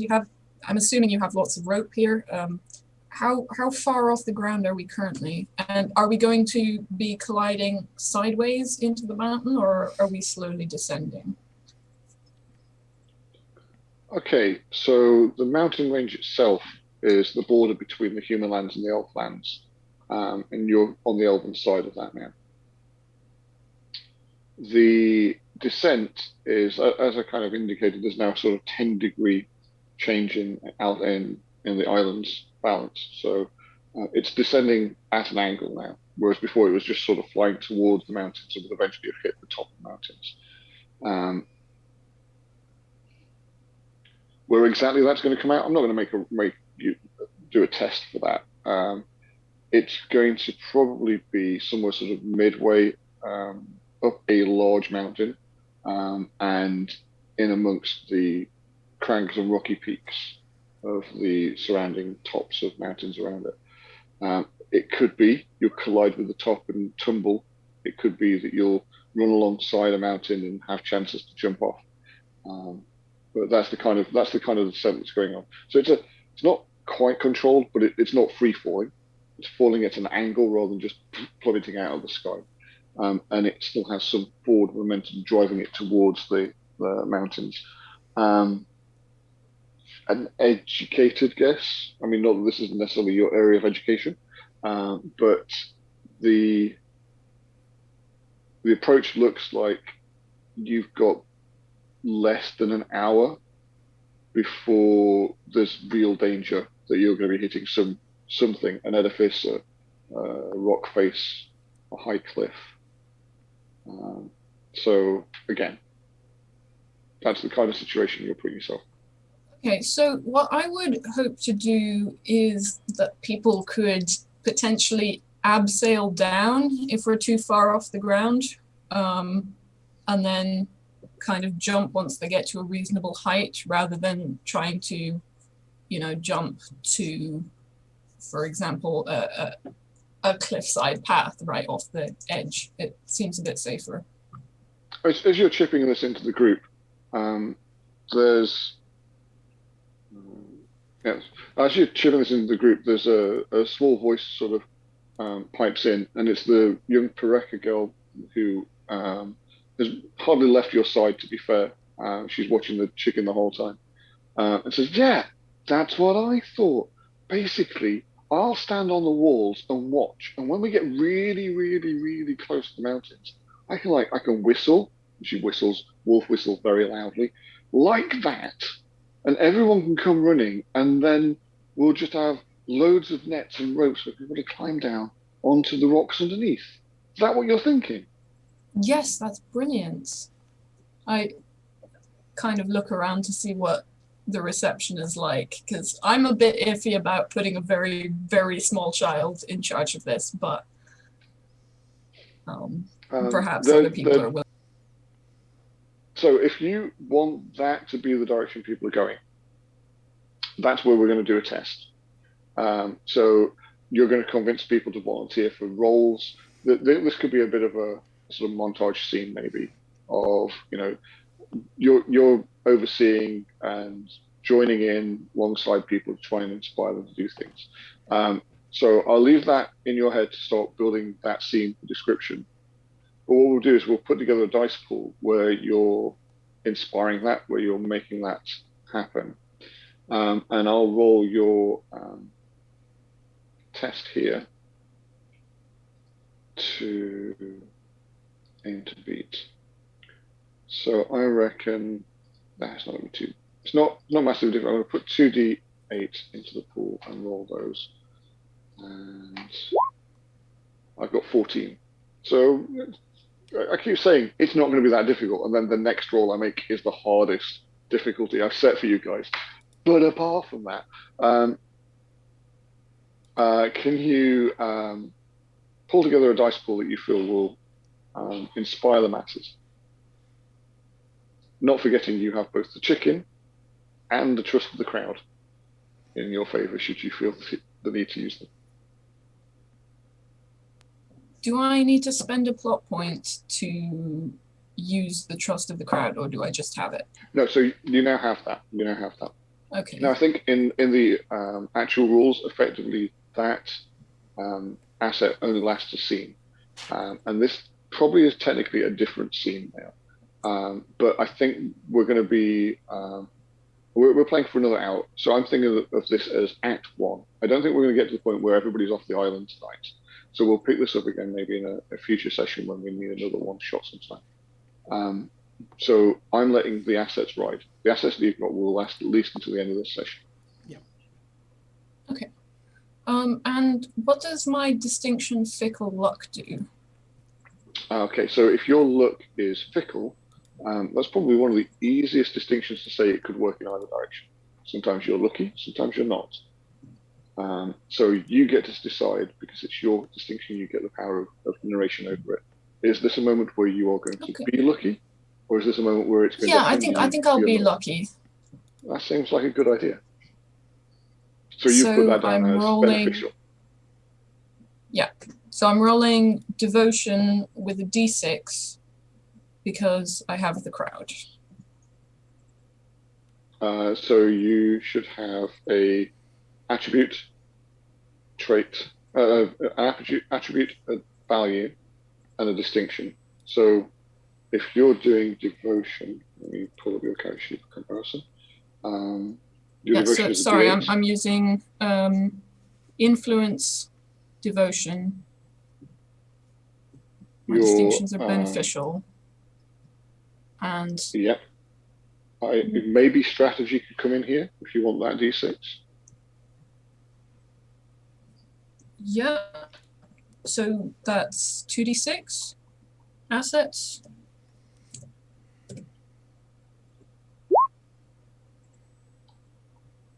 Not 100% sure I've done that right. Yep. Okay. So because you've added, I think you put 2d6 at the end, and this is part of my dice roll that needs some attention. So that's on me, not you. It's added the 2d6 and then added that as one of your highest rolls. So you've actually got a 5 and a 6 to get you 11. You have 2 other 5s in your dice pool if you want to pull those in as extra parts of your result, which would take your total to, if you pay 1 plot point and add one of those 5s in, it takes your total to 16. Yeah, I'll do that. Okay.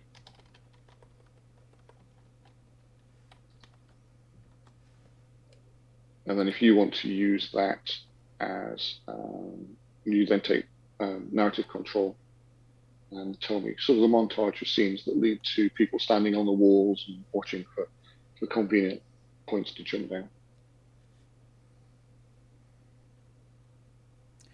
You're muted, Kat.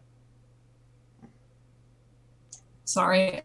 I'm using my military training. As soon as I'm sure I've got their trust, I'm just going to start ordering them about like I've known them for years. You over there on the ropes, make that fast. You're on lookout. You're going to be letting people know when they're going to go. You make sure that the children are tied in properly. We don't want anyone falling out. And what else? Yeah, and I'm very surprised at how well Pareka is, how seriously she's taking her guard duty. So yeah, I'm very pleased with everyone. The general feeling is one of organized determination in the crowd. Everybody is working together towards a common goal. The outcome of your roll is that you have in your dice pool, you have one of your dice that you didn't use, rolled a 2, that's the D8, and that D8 can be used as your asset that you're now gaining for this roll. So you have preparations probably, or you basically it's yours to name, but you have some asset in favor, and you create that at D8. So how would you? I mean, like I say, I'd call it preparations, but this is your thing. What have you got going for you in this? Yeah, preparations is good. Preparations. Okay, I'm adding that into your character sheet for you for reference. Okay, so Simon, you're led through the streets by Norsix towards the keep. The keep is his home. You step into the grand building in the center of the city, and his the building itself is edifice of austerity and history, but he has a small domicile within there that is quite homely and calming and comfortable. He has a dedicated area that's a library / museum of the history of these Sky Elves. He has a sort of sitting kitchenette kind of area. There's a glowing doorway with a a shield over it, some sort of magical barrier that prevents you from descending into the cellars beneath, descending into sort of lower cellars beneath the keep itself. And Did there he are say other that rooms the off to the side. primal well was in his home when he said, that's the most powerful artifact in my home? It is In his homeland, I believe he may have said, but right. yes, Okay. he didn't go as far as saying it's here in my basement, but Right. yes, he lives in the keep, and somewhere within the bowels of that would be a secret chamber that holds the primal well itself. He is the keeper of the well, and as he's been walking along, he's been regaling you with some of the historic tales, the elders that have maintained and kept the primal well safe for generations, how the self-sufficiency of his people is something that's a pride of many generations past. The people have come to him as you've been walking along, um, crying out for help and saying, what is happening?" And he's almost ignored them at times as he's been labouring some of the stories that he's telling you. I feel with the way that you played that you would be almost hesitant trying to pull his attention to the people as you're going past them. Yeah, I'd be gritting my teeth and almost looking apologetically at his people. I mean, he's ignoring his people, and it is building up some anger. I'm kind of glad that I have the anger stress actually. Um, and yeah, so he would notice that I haven't tarried behind. In fact, I'm almost one half step ahead of him, almost leading him forward. When we get there, I'm going to refuse the soup and just sit opposite him whilst he eats. And, very guarded body language. My arms are crossed. I'm staring at him pretty much non-stop. You take a seat at his table. Yeah. Okay. Yeah. When he offers it, I'll sit. I'll sit at the table and I'll kind of look him in the eye. I'm not eating or drinking anything. Well, he doesn't know. He doesn't notice that you don't pick the drink up he makes you, but he's busy in the kitchen area putting a bowl together, pouring in some soup. Um, uh, While he's in the kitchen area, is there anybody else to sway that's nearby? he has no servants. It's a small area that he keeps for himself as a home. Did we come with a This isn't. guard? Um, I am happy for you to have the guard that arrested you still escorting you. If you had any of the other NPCs that had interacted with you, they would do that as well. So Necrix, the captain of the guard, is kind of standing over you in a almost. He's attempting to be official and threatening, and here's your captor, but he's not carrying any of that off. No. When Norsix goes inside the kitchen and starts potting around, I'm going to turn to the guard and say,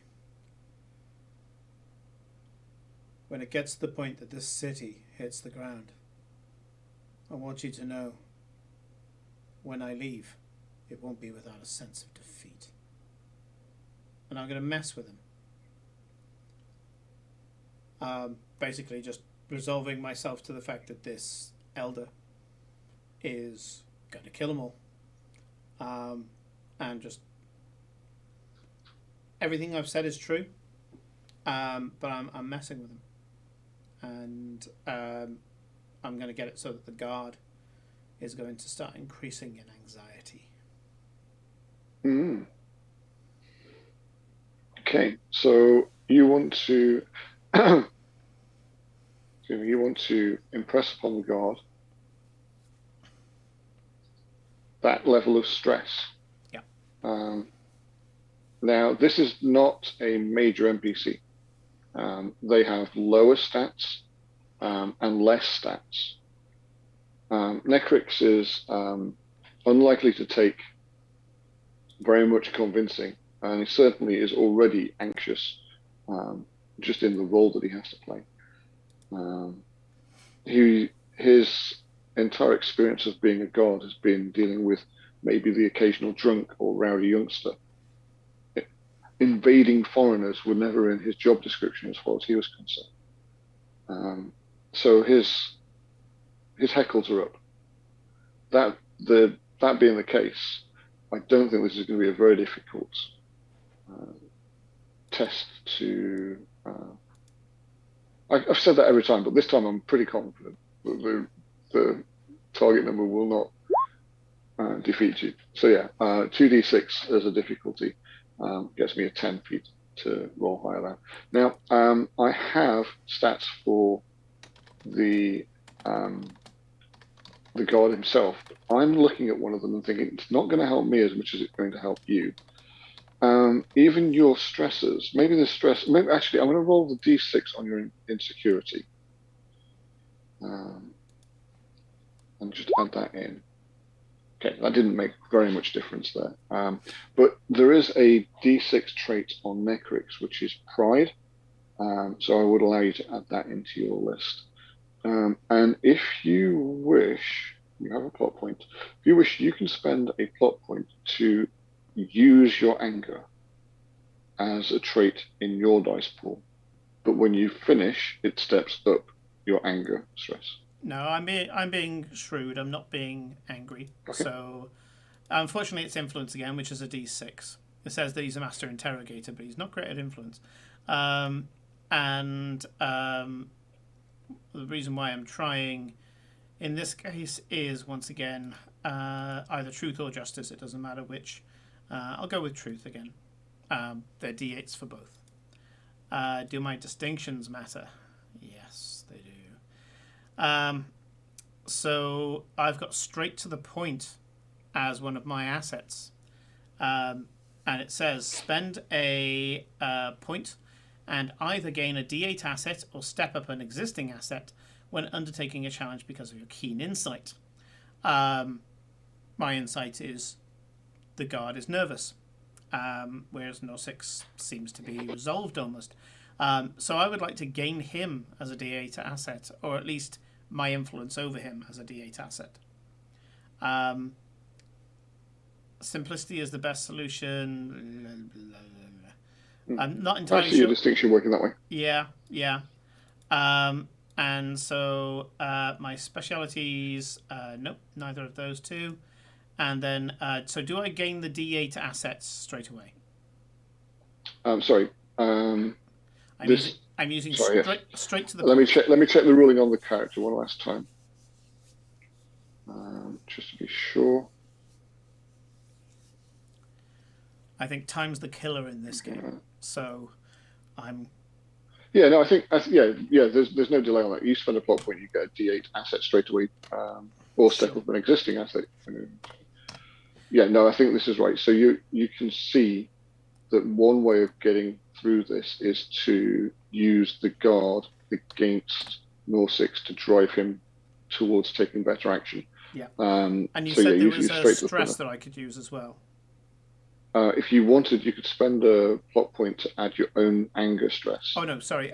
You said there was something about the other character that I could use. Oh yes, you D6 of pride on the captain. Yeah. Yep. Cool. When it says any other dice or assets, I just separate them by a comma. To be fair, yeah, I think that should work. If it doesn't, then we'll just roll. If it doesn't work, then just roll them separately. Okay. It did work. It didn't work as well as I wanted it to, but it did definitely work. Yeah. Okay. Yeah. So okay. So let's take a look. Let's take a look at that. So we have a 10 as a target number you need to beat. The difficulty is set to 10. You have a 9, and you have a plot point you've not used. No, you've just used I that just to used add it. the dice. I'm just about to get rid of it. Yeah. But you have rolled a 1, so I can use that to give you stress, and that gives you a plot point back, which I will probably do because I think this is worth doing. So here comes another plot point at you now, Simon. Yeah, I'd say my anger's about to go back up. yeah, I think that will stick with the insecurity, I think. I will All stick with right. the insecurity for now and work towards that with Babacar. So yes, I mean, you've got your own mechanics that increase your anger. I'm going to pick on your insecurity and push that to D8. Um, your current dice result is a 9, but you have a plot point available and you have rolled a 3, Yep. or even the 2. Either of those would work. You can pay to bring your total up, and that would then give you. It's important. I'm Yeah. doing it. Yep. Okay. So you spent a plot point to create an asset. That asset was effectively some influence over the Yep. guard. Um, that was a D8. Your effect dice is a D8. You can use that to therefore step up the asset of influence over the guard to a D10. I'll do that. And that is then high enough because none of his traits are higher than a D10. You effectively have that as an ally NPC. Yep. He was a subordinate of Norsix, and that therefore counts as an interaction with Norsix. So we have 2 steps to do here. At the end, just before the break, you had given in to Norsix, so he won a contest. And so his catalyst dice went up, and the trait he was using, truth, went up. But you weren't available for me to then drop one of his other attributes. So one of his values is gone. So that's devotion, liberty, glory, mastery, or justice. I have to step down 1. Right. You pick. Yeah, let's have a look. I'd like to bring down his mastery, actually. Okay, yeah. I've usurped him.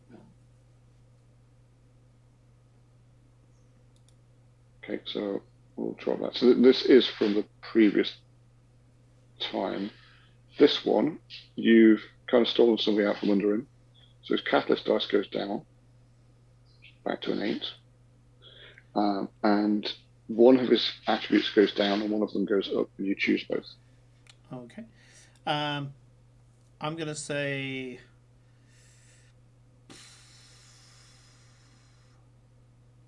I'm going to say his devotion goes up. Yeah, that is what you're looking for. You're trying to get him more invested in his people. Yeah.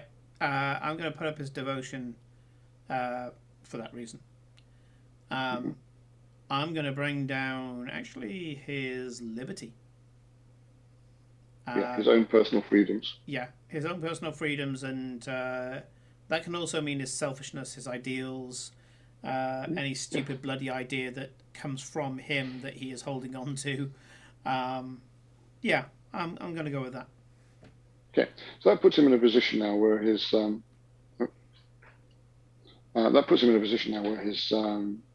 his footing is a little bit weaker. One of his main drives is still standing. We'll come to that.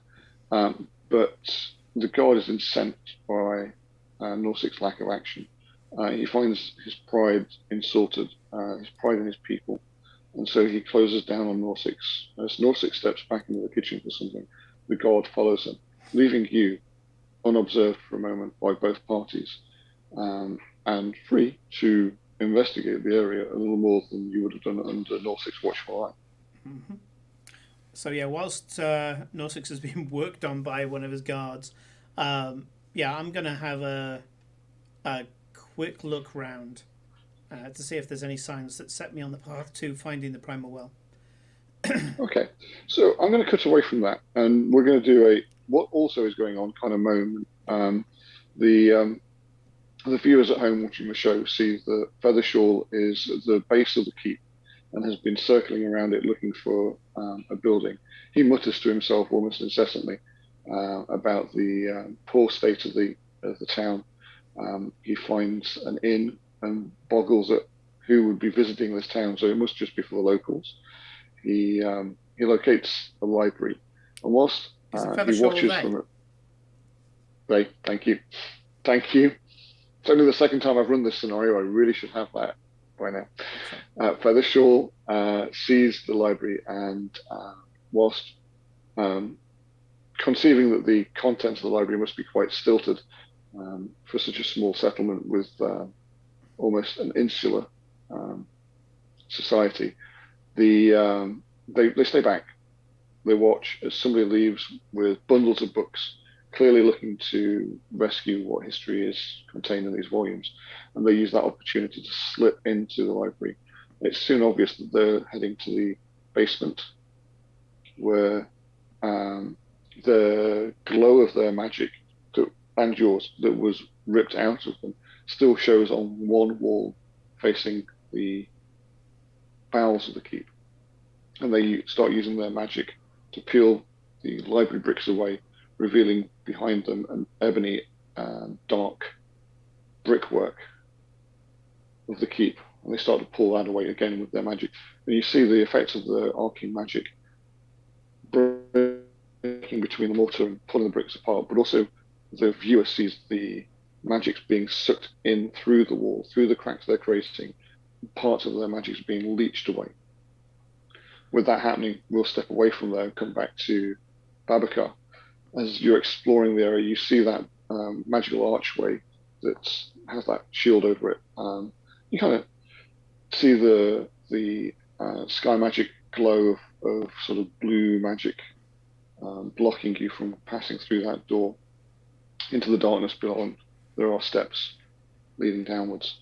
There was the library museum area, which your attention is kind of drawn to, but you want to make sure. Anything else?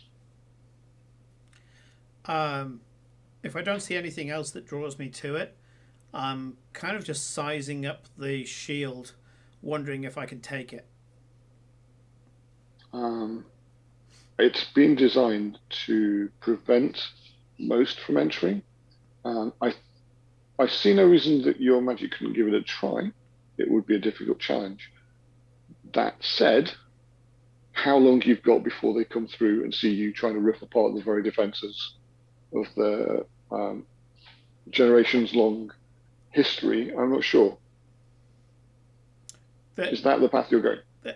He's looking at it and he's so tempted just to put together the mother of all firebolts and blow that thing sky high and just start running down there. Is this the simplest of solutions, though? Yeah, and it is the simplest of solutions. Yeah, you read the character sheet too. I picked a very straightforward person. Thing is, I've got really good dice pools for this. That's the thing that's killing me. And I have got my guard as a distractor. I should imagine the voices are raised. If ever I'm going to try and break this thing and just get cracking, now would be the time. The phrase isn't, it's a one shot, I'm going to do it. The phrase is, this is my character, I'm going to do it. Okay. So, I didn't pick a think. Well, I picked a thinker, just he doesn't think in the right direction sometimes. I'm okay. going to conjure the mother of all firebolts, try to break the shield and bolt. This is a very difficult test. Let me have a look. So it's going to be effectively against Norsix. Mm-hmm. The maintenance of this shield has been upon him for most of his life. So I will be taking now. Thankfully his catalyst is back at 8, so that will simplify my die roll.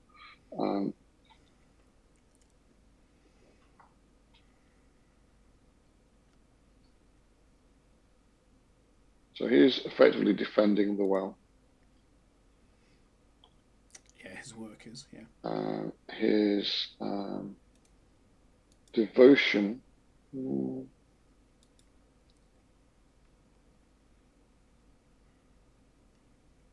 I feel it's devotion. It's his devotion to his legacy that he's calling on here.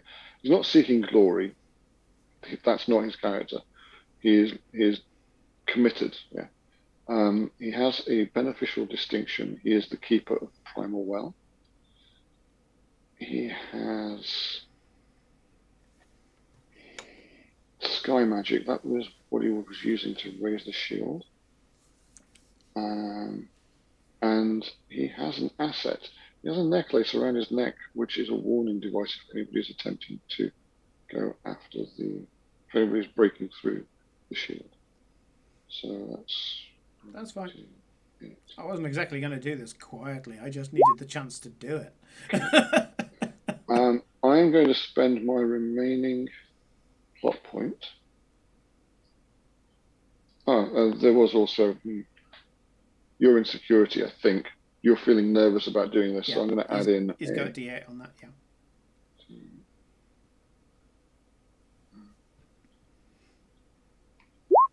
So that's a further 5. It's not going to change much there. I will spend that plot point I've just done to bring the 6 and add that in to make my target 20. I don't want this to be difficult for you, but I want to point this out. I did roll a 1. You have no plot points available, but had you had a plot point left, you spend it now to reduce the stress. Right, so that shield is very well defended as a target number of 20. This is just a straight test. It's not a back and forth. It's whether or not you feel that you can take that. So it's just try. Yeah. Yeah. So he stands in front of it, hefts the heft of his staff in his hand, and goes, "Sorry, sister." Places it in like taking a war mage stance, and he's going for it. So I'm going to go with what was it? What was it? Break the shield is what I'm doing. I'm achieving it with my intellect. Going full caster. Why am I trying? Glory, baby. Do my distinctions matter? Yeah, they do. Yes. So you have a Sun Mage distinction. So I'm playing straight into the brash caster. Do my specialities apply? Oh, yes, they do. Yes, they do. Sun magic. And then do I have any assets? Yes, I do. Fulmen Ignum, the bolt of fire. And he's cranking this up as hard and as fast as he can. Probably not white hot, probably around blue hot at this point, and spiraling to the point where it's this corkscrewing bolt of blue fire. So I'm going to throw that D8 in there as well. I don't think I can use my guard asset, even though he's running interference for me. So no, I think you should consider that. Sorry. Okay. The idea here is that you're not giving just me the opportunity in the first place, but if he's still an asset, he's an asset. Let's do this. One of the negative outcomes could be. So yeah. Yep. So let's go. Right. So I've got 18 on the dice. Now. It's a good try. You. I think I'm out of options. I don't because there was something I'm about afraid taking no stress. plot points. Yeah. So no. So if you fail the test, you'll take stress. If you'd rolled a 1, I could pay you a plot point to give you stress. Right. Okay. You have not rolled any 1s. I'm not activating it. It's unfortunate. But yeah, that's what it is. Yeah. So you, there are a number of ways that this can go, and the narrative is in your hands. When you failed, but how have you failed? Is it that you just didn't go through with it because you looked at it, you sized it up, and you thought this isn't going to work? Is it they walk in? Is it that you tried and then they saw you doing it? What's going on here, Si? I hit it. He wouldn't have backed down. Okay. I hit it. I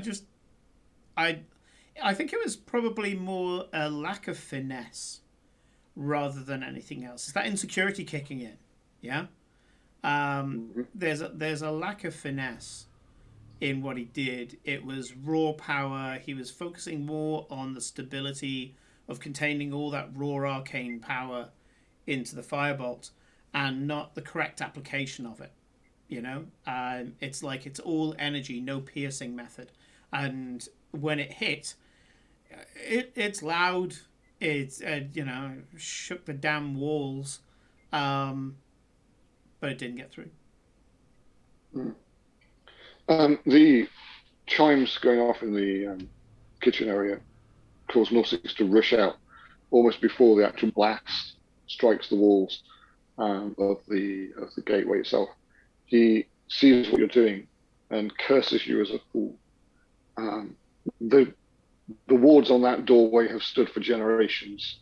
You damn fire mage! There was no way a paltry spell such as yours could have broken through there. And if you had, what was your plan? What did you think you could do? Find the one artifact that will save your people. And also preserve it. That's not how this should be done. Come with me. He turns and rebukes Necrix and tells him to stay and leads you into the library. I acted out of pride and now I'm humiliated. And so with heavy footsteps and an iron jaw, I'm following after him, but I can't hide the blushing of someone who's made a fool of himself. Norsix is having just won that test. His devotion and his catalyst dice have both gone up now to 10. Your previous intent was for his liberty to drop, so I'm going to continue with that, meaning his liberty and glory are now both at 4. So he is now putting aside his freedoms and will pursue effectively what you want, which is an outcome for his city. His dithering drops away. He finds a force within himself to commit. He leads you into the library. There's a weight on him still. His steps don't falter, but you can sense that what he's about to do does pain him. He reaches out to a gargoyle on the wall, flicks the tongue of the gargoyle, and in proper Scooby-Doo fashion, it's painted a slightly different shade from everything else in the scene. The bookcase swivels and opens to another door, another archway, and another set of descending steps. And he asks for you to step through there and takes a sconce from the wall, lights it, and follows you. With almost a sulk, he does.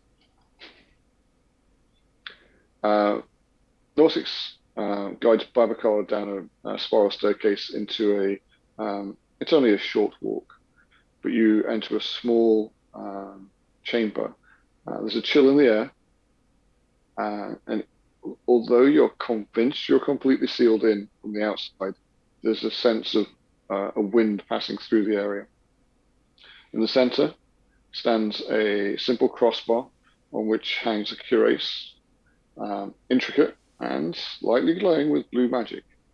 The light from the torch carried by Norsix and this combined barely illuminate the small chamber, but you sense that there are other figures around the edges. It's only as you've stepped off the last step and Norsix steps down beside you that the light is sufficient. You see the other sky wing elves that are now surrounding you. And you make out that each individual one of them is frozen in place, grotesquely disfigured, and encased in some strange dark crystal. What the hell? And now we is cut this? to Cat. And now we cut to Cat. Yep. So outside the preparations. Have we completely lost Cat? I'm sorry. Can we just check to see if she's still on? No, Cat's still on, yeah. Okay, cool. Okay, lost you on the roll 20. I just panicked for a second. The crowds are well prepared. The approaching mountains are not rushing towards you, but it's certainly getting uncomfortable out there. The people that are not required for immediate action are safely ensconced inside structures that feel the most secure. Should there be a collision, you want them to be somewhere where they have cover. Everybody is ready. Pareka and the elder grown-ups that are on watch look out for opportunities. There's a series of signals that have been set up ready for the crowds to know this is the time. Gather. We are lowering ourselves. Binoculars or telescopes are being used to scout far in the distance to see where the best moment will appear and present itself. And this is that moment. Now we're looking to finish it. This could be a good opportunity for us to throw in the third of the playtest mechanics that needed to be looked at. We've done tests and we've done contests. This is a challenge. So it's where there's a dice pool for you to overcome. These dice need to be targeted and eliminated one at a time. The suggested difficulty for this is that I give you 4d8 and then you've got to wipe them out, but it's for a larger team. So it's assumed that you and a number of other players would have turns against them. So I'm going to halve that because it's such a small group and you're on your own. So just quickly, Mike, when you're taking these dice out, do you have to take them 8, 6, 4? So it depends on how your results are. If you roll an 8 or lower, then yes, you will end up just stepping them down. Right. Okay. If you can beat the 8, then a dice that's higher than an 8 will wipe out an entire dice in one test. So it's a series of tests on this dice pool. So there are only going to be 2d8s to roll against. But what I will do is, well, no, in fact, we'll just stick with that. So I'm going to just do a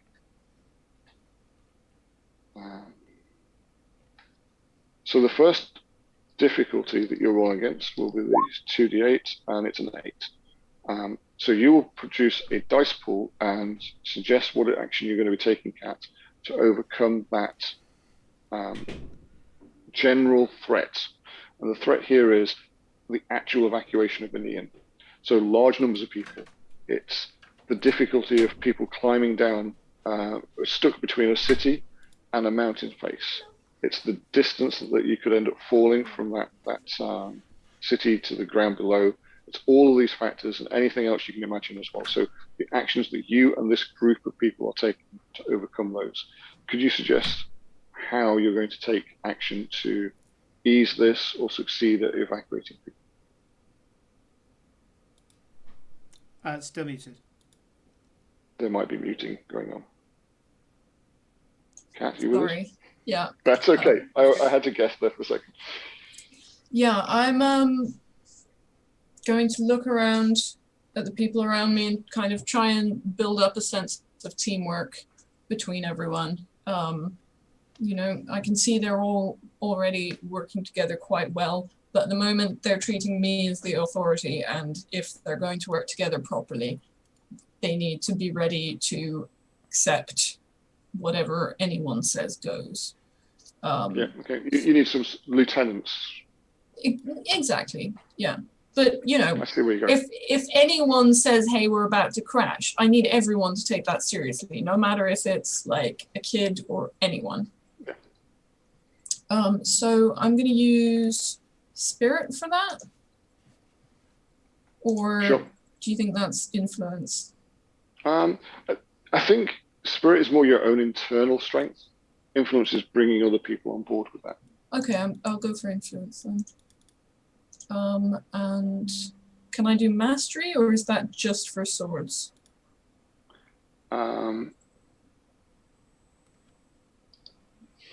Your mastery is generally your strength at skills in general. So, yeah. So mastery. My distinctions. I'm going to say that my distinctions aren't affecting me. And then I would happily say that you can use you're a knight, so you have structural, hierarchical experience. So your distinctions are, your first one is just generally your race or your culture's approach to things. If all else fails, the way that you would approach things as a Sunfire Elf would be your fallback. The other two are more specific, I guess. okay, So you can right. still use a benefit, but if you wanted to use it as a hinder, then you still get the plot point benefit as well, because you guys are very low on plot points. Okay, Of sure. course, your fickle look can be applied almost either direction in any role. Yeah. So I'm gonna say my being a knight is beneficial then. Sure. And then, sorry, I'm just looking at my specialties. What are my specialties? Animal trainings. Oh, I've got strategy. So I'll Seems use that. And then I've also got the crowd's trust and preparations. So that's another D6 and a D8, or can you only use one at a time? You can use as many as apply, so the D6 and the D8. And as Simon's pointed out, you want to put one D6, comma, one D8. Okay. Is that right, Si? Yep. Did that work That's before? how it worked for me, yeah. Well, anyway, if not, we can figure it out from what's on screen. So. Oh, wow. Okay, those aren't great numbers, but it's still doable. You've rolled a 9 for a start, actually. So the target was 8. You've rolled a 9. The one, I'm going to give you a plot point, and by that, and give you some insecurity stress, because you're looking at the plan and thinking, this is risky. But you still get you've got an effect dice that is an 8. So that steps down one of those 2 dice to a 6. So I'm doing all that bookwork. So my pool here is an 8 and a 6, and you're going to get stress. And that's going to be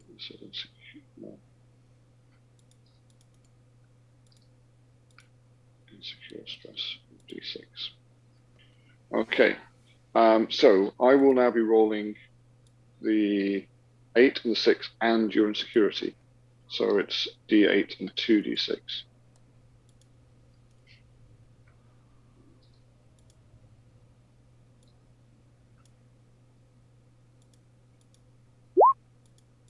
And I get an 11 out of that. So your success, sorry, I should have given you some narrative control there. I'm moving things along too quickly. Your success had an effect, and people are looking to each other, counting on each other in a community. There are a couple of people stepping up as sort of leaders of small teams, project leaders as such, and it's having an effect. People feeling those preparations are in the right places, and they are going to the right places when they're needed. There's still the opportunity for somebody to spot that moment when it's safe to come down, or to have the preparations in specific locations to spread out at the right moment. There are different ways that you can go forward. Sorry, my internet's breaking up a bit. Could you say that again? Basically, I'm asking you to take another action against the pool. And I was just trying to lay some groundwork, but you're creative and a good role player. You'll figure something out. So the target number is an 11. Mike, did you say that we're still at 2d8s at the moment? Yeah.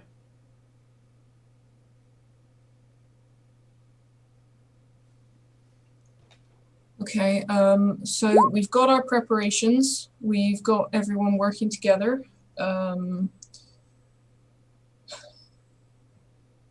I think right now we just need to build confidence. I know I don't have it, but fake it till you make it, right? Mike, are we still at 2d8, by the way? It's a D8 and a D6. D8 and a D6. I will switch that over. I quickly cobbled together some dice. Nicely done, sir. Nicely done. So I'll just switch that over now. So if you look on Roll20, there's a couple of dice icons now beneath the player character icons. Yeah. In fact, we're not using some of these.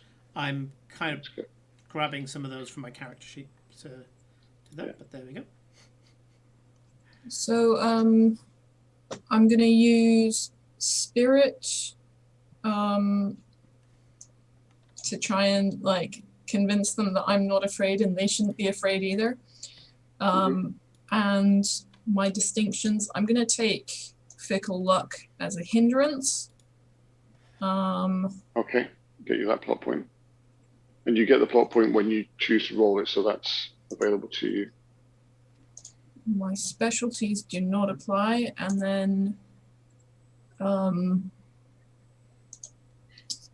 got the trust of the crowd, I've got preparations, so 1d6 and 1d8. Yeah. Okay, so that's good. The target was 11. You've got a 15. You have to roll 2 more ones, which is not the best, but your effect dice is a 10. And that 10 will get rid of one of the d8s straight out. So we're going to do that right now. So we're now on a d6 for this dice pool. But I'll pay you another plot point and activate the opportunities, the hitches that you've given me. And I'm going to step your insecurity up 2 more times.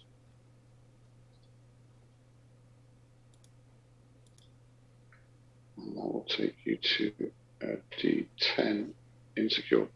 When a stress is taken to d12, you are stressed out and can no longer act in the turn. It would effectively mean that if there are any dice left in the pool, then the efforts have failed. Either something catastrophic happens, or just general failure and something else happens. I have something in mind. Not that I'm saying I have plans, but what I've done here is when you're doing a challenge, it's meant to be a narrative initiative. So each person acts and then chooses the next person to act. Once everybody has acted, the pool itself gets an action. Now, because you're on your own, it would be very stacked against you if you did something and then I did something. Because every time the pool acts, it has 2 options. Either step up its pool by adding another dice, basically undoing everything you've just achieved, or it attacks you and does more stress to you. So I've given you 2 rounds to get stuff done. I've now only got a d6 to roll against you, plus the insecurity dice, which is now a 10. So I'm going to be rolling a d10 and a d6 against what you set up as the difficulty. And I'm going to try and use it to make you spot some fault in the plan. So you have to use all those preparations, all of your assurance, all of your inner spirit, whatever dice pool you want, to make sure you've covered all the bases. And then I'm going to roll against the difficulty you set to see whether or not there was a hole in your plan all along. Because if I can get that stress on you, if I can step you up to D12 stress, that means that there was something wrong with the plan.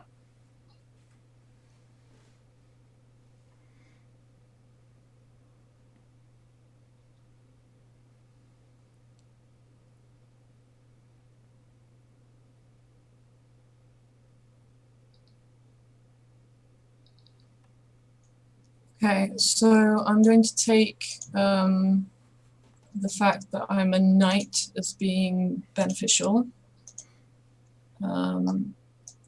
Specialties, I'm going to say strategy.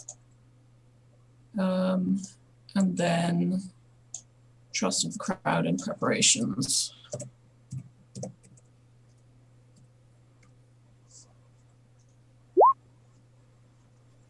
Okay. More That's ones. good. That's a good roll. But yes, there is another one. I mean, as it stands, I could activate that now and stress you out. I will hold off on that and let's see how the roll goes. Okay, if the roll does it, I think that's more narrative. So I will. I'll give the dice roll first. I don't. So what you're saying is I'm done for either way. I don't have to activate every hitch, and I'm going to opt not to do this. I'm going to leave it entirely to the dice because this close to us finishing, I think the dice should decide. Okay. So I'm going to roll to try and beat a 13, which is going to be pretty difficult, but every time I've predicted something like this, it's gone in my favor. So the dice pool here is the D6 and the D10. So it's really going to have to be some top level results. Okay, there it goes. 11. Thankfully, we escaped. Okay, you sewed up all of the loose ends. So it's back to you to bring this home now. Knock out that D6. I would say that you've got a good chance. I mean, you've got 3 plot points. So I'm going to roll the D6 and the D10 again. So it's effectively the same dice roll there. So have I succeeded at a contest with a foe? I'm thinking not, because of Okay. a foe specifically is if like you're in a contest against somebody, a fight or or even just an argument or a dispute. This is you against nature, not against somebody else. There you are. You see, your target to beat is 2. And that's what happens when you knock down a challenge pool to 1 dice. And there is a 1 on there, so you can activate that 1 to step down one of your stresses. So pay a plot point to do that, but we can wait until you've done your dice roll first. Okay. So again, this is you describing an action to bring this home. So I think this is the point where everybody's going to try and actually do the evacuation. right, okay.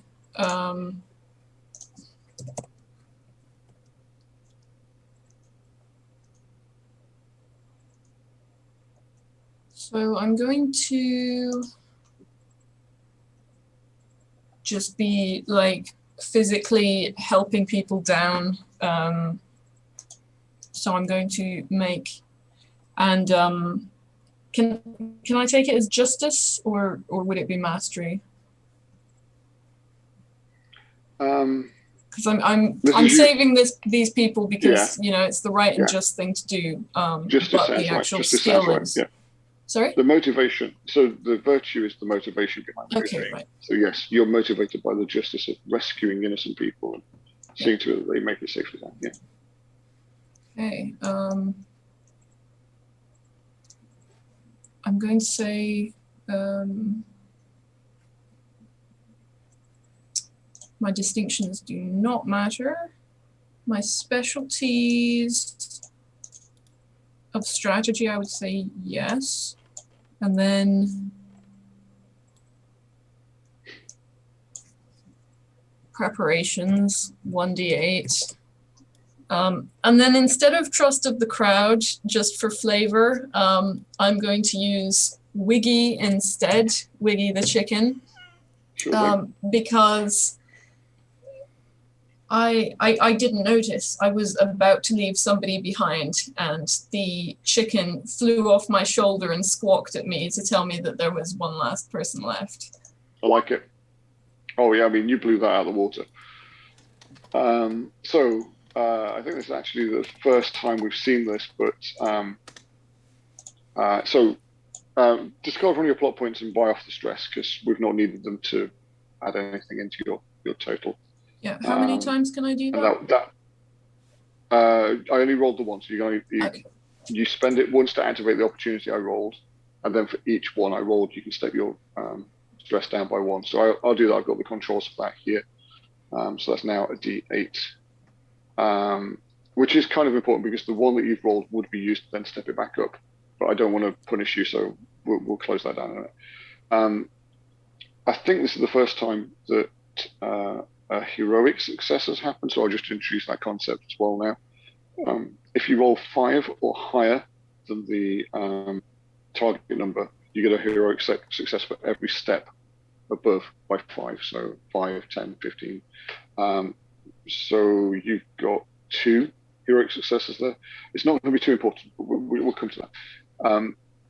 Your effect dice is a D8. For each heroic success, you can automatically step your effect dice up by 1. Again, not too important because you're only hitting a D6, so it was already enough. But that effectively turns that from a D8 to a D10 to a D12. and D12 effect would have just wiped out virtually anything in this game. Therefore, you have successfully managed to get a massive evacuation organized under your managerial knightly skills. Indeed, Wiggy was instrumental in rescuing the last infant from some corner of a building, and everybody's climbing down those nets and leaping from them onto a mountain pass. So some almost frozen cliff top, but at least they're not now plummeting to their doom with the town itself. And it was well timed. The island, as the last foot steps off of those ropes, and you see everybody safely deposited on the cliff shelf, the island passes within meters, closing further against that cliff. You see, for a brief moment, the fraying of the ropes of the nets beneath you as the mountain just slices through, and then the grind as the two rocks meet. The island twists and turns with the friction, rocking everybody. In the library, the shelves fall around Feathershore as you're facing the rock-bound dead bodies of Skywing elves. Babacar, you're thrown to the ground, the torch spinning on the ground and spluttering out. Norsix falls upon you. The Skywing elves stood on the cliff, look up at their town as it starts to spiral out of control, at your face looking down at them, some falling with the collision as the mountain itself is shaken.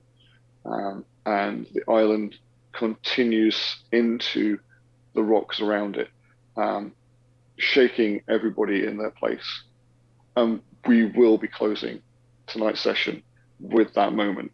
You've saved the mass of occupants, but you are now trapped on a crashing island as rocks around you are falling apart and the buildings are being splintered and there are dead bodies in the basement.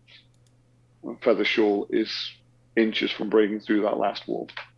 Thank you very much, everybody. That was Act 1 of The Lost Oasis. Amazing. Oh, brilliant. Thank you, Mike.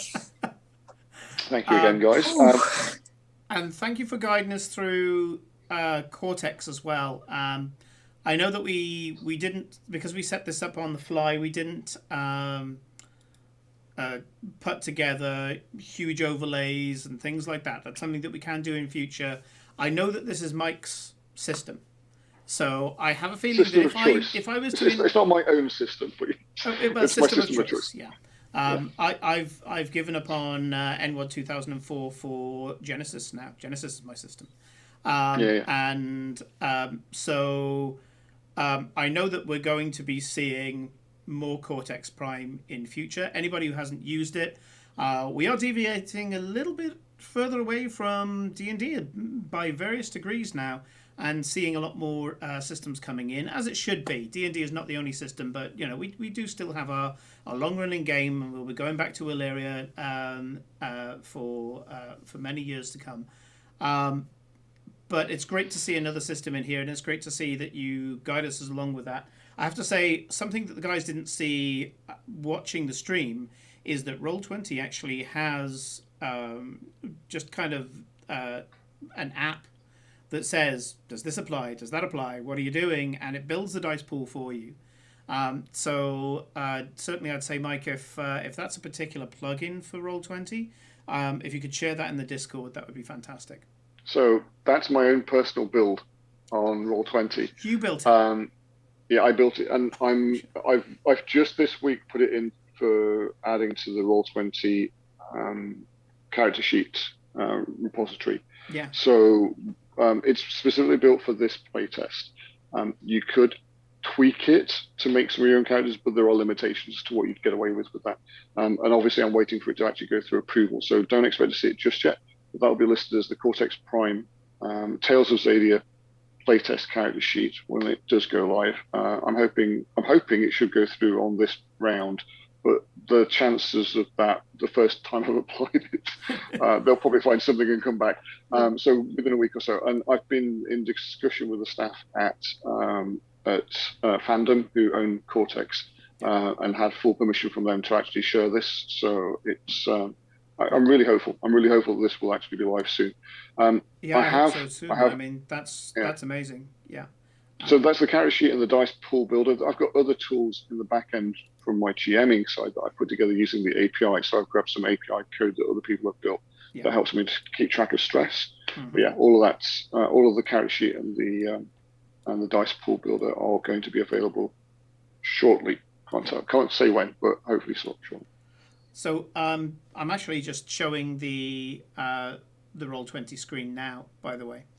And unfortunately, I can't interact with the one that's on there. Well, I kind of can, but I wonder if I can show a character sheet just briefly. I don't want to spend too much time on this because we have reached our end time. I appreciate you. And we've got. I appreciate you, but yeah, so you can see here, Mike's put these in. All of these can change.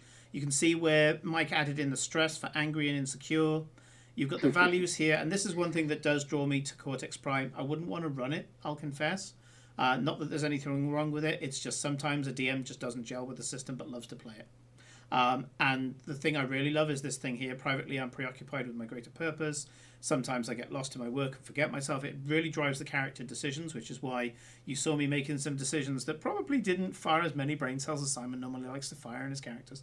And then the assets and specialities. And this is what we were talking about here, that everything is resized itself weirdly through OBS, but it looks a lot better on Chrome. And you go into here and it says, what are you trying to achieve? How are you achieving this? It's glitching out with that. But how are you achieving this? Why are you trying? How do your distinctions matter? Do your specialities apply? And then anything else, which is where, of course, you put your tricking dice into, which is a fundamental part of any role-playing system. You put all of that in, and then it rolls it. You can hear the whoop. So that's fantastic. The other thing as well is this is completely supported by the guys who make Dragon Prince, I think I'm right in saying. Is it, Mike? So the guys that make Wonderstorm, the company that produced Dragon Prince for Netflix, are 100% behind the role-playing game. They're trying to tie some of the content in, so that season 4 may even make reference to some of the scenarios and content from the role-playing game. So if they manage to put the canon across like that, that would be wonderful. The reason why I'm saying that is I've just dragged my character. Sorry for the bad framing of the characters that I gave us. I did it within a minute. So these are the characters, all of the playable characters that are available. And you can see they've got the playtest and pre-order. You can see the beautiful art that they put forward as well. So this isn't just something that somebody put together in the back burner. This is something that's had full investment. I've only just started watching Dragon Prince, but I love it. It's high fantasy in a way that really I hunger for sometimes as well. But anyway, I've thought I'd prompt that and just show the visuals on there. I'd like to leave the last word to you, Mike, and to say goodbye. Sure. Thank you for that. Could I ask a favor? Can we just show the Roll20 screen one more time just to make sure that the two Catalyst characters are on screen, just for playtest feedback, just to make sure that they're visible. Yep, the two Catalyst characters are there. Let me just jump into it. Sure. Because I need to get rid of the character sheets. Yeah, of course. Thanks. If I pop this off here, you can see both Feathershaw there and Norsix, and for the viewers, these two characters here that we were interacting with throughout the adventure, these dice that you can see around their portraits change throughout the adventure. So if you're playing this in Roll20, you'll watch as maybe Feathershaw, if you were pro them or against them, would be getting stronger or weaker, and the same with Norsix. So yeah, those are editable dice. So each one of those dice is just a multi-sided token that I've loaded up from a table I created. So that's not included in the character sheet itself, but that's something that you could set up yourselves to drop the assets in. What I wanted to say then, so thank you for that. I've just for the sake of the stream, I've shared the link for the URL for the role-playing game, so you can download the playtest rules and the scenario. I might get you to, hang on. Can I just get you to do that again in just a sec? Okay. Because you're not a mod. So yeah, of course. Yeah, no, that's all right. Right. Hang on, 1 second, and do it again. There we go. Okay, so I've now added the URL for the downloadable PDFs of the character sheets, the core rules, so playtest rules and playtest scenario. All of that's available there for you to download, and I've left that in the conversation, so anybody watching this on VOD later can get that as well. I'm really pleased to have been able to run this again. I ran it on Friday with Corinne and a few others. It was a great fun then, a larger group, so I had more spotlight time to share between people, and I had more people to explain the rules to. So it was a little bit easier tonight, I'd say, and just as much fun both times. But yeah, I had a little easier time getting the rules across to you too, and I also focused on trying to fit just the first act into today's session. On Friday, I tried to run the whole thing. The chicken took up way too much time, was the number one piece of feedback I got. As it should. Is or is not the chicken the most important part of this plot? I mean, why are we like if the writers didn't intend for this to happen, they shouldn't have put the chicken in. Don't put a chicken in called Wiggy. Yeah, I'm sorry. So I hope that we can pick up Act 2 in the future. No specific plans as of yet, but we'll see what we can fill at it. Thanks again, everybody. I'll put together a decent set of frames next time. I think we did really well, so thank you for throwing it together in short notice. So my usual sign-off is please be kind to others and rewind this video so they can watch it in comfort, and we'll move on from there. All the best, guys. Thank you very much, everybody. And if you enjoyed our particular brand of madness, I'm mostly looking at Stefan, if you're still here. Please take a look in our channel notes below. There's a Discord link. Please join the chaos, say hi. We talk about various games, as you can see from the collection we have here, and you've may see in our VODs, some of our other chaotics. You can come along and help. We are going to join the fun. We are going to raid. We've only got a few people, but we're going to raid very, very quickly and say good night. So I'll just quickly grab a random raider. It will probably be one of our chaotics. Probably going to be Kate. Yep, it's going to be Kate. Let's go raid Kate. Thank you very much. Oh, and thank you, Third Floor Wars, for joining us. I know you came probably for Blades in the Dark. Thank you for sticking around anyway. Blades in the Dark will be back next Tuesday, where Rodrigo will be back in the DM chair. But until then, we're going to raid our fellow chaotic, Kate Madison. So please give the love when we go there. Until then, good night.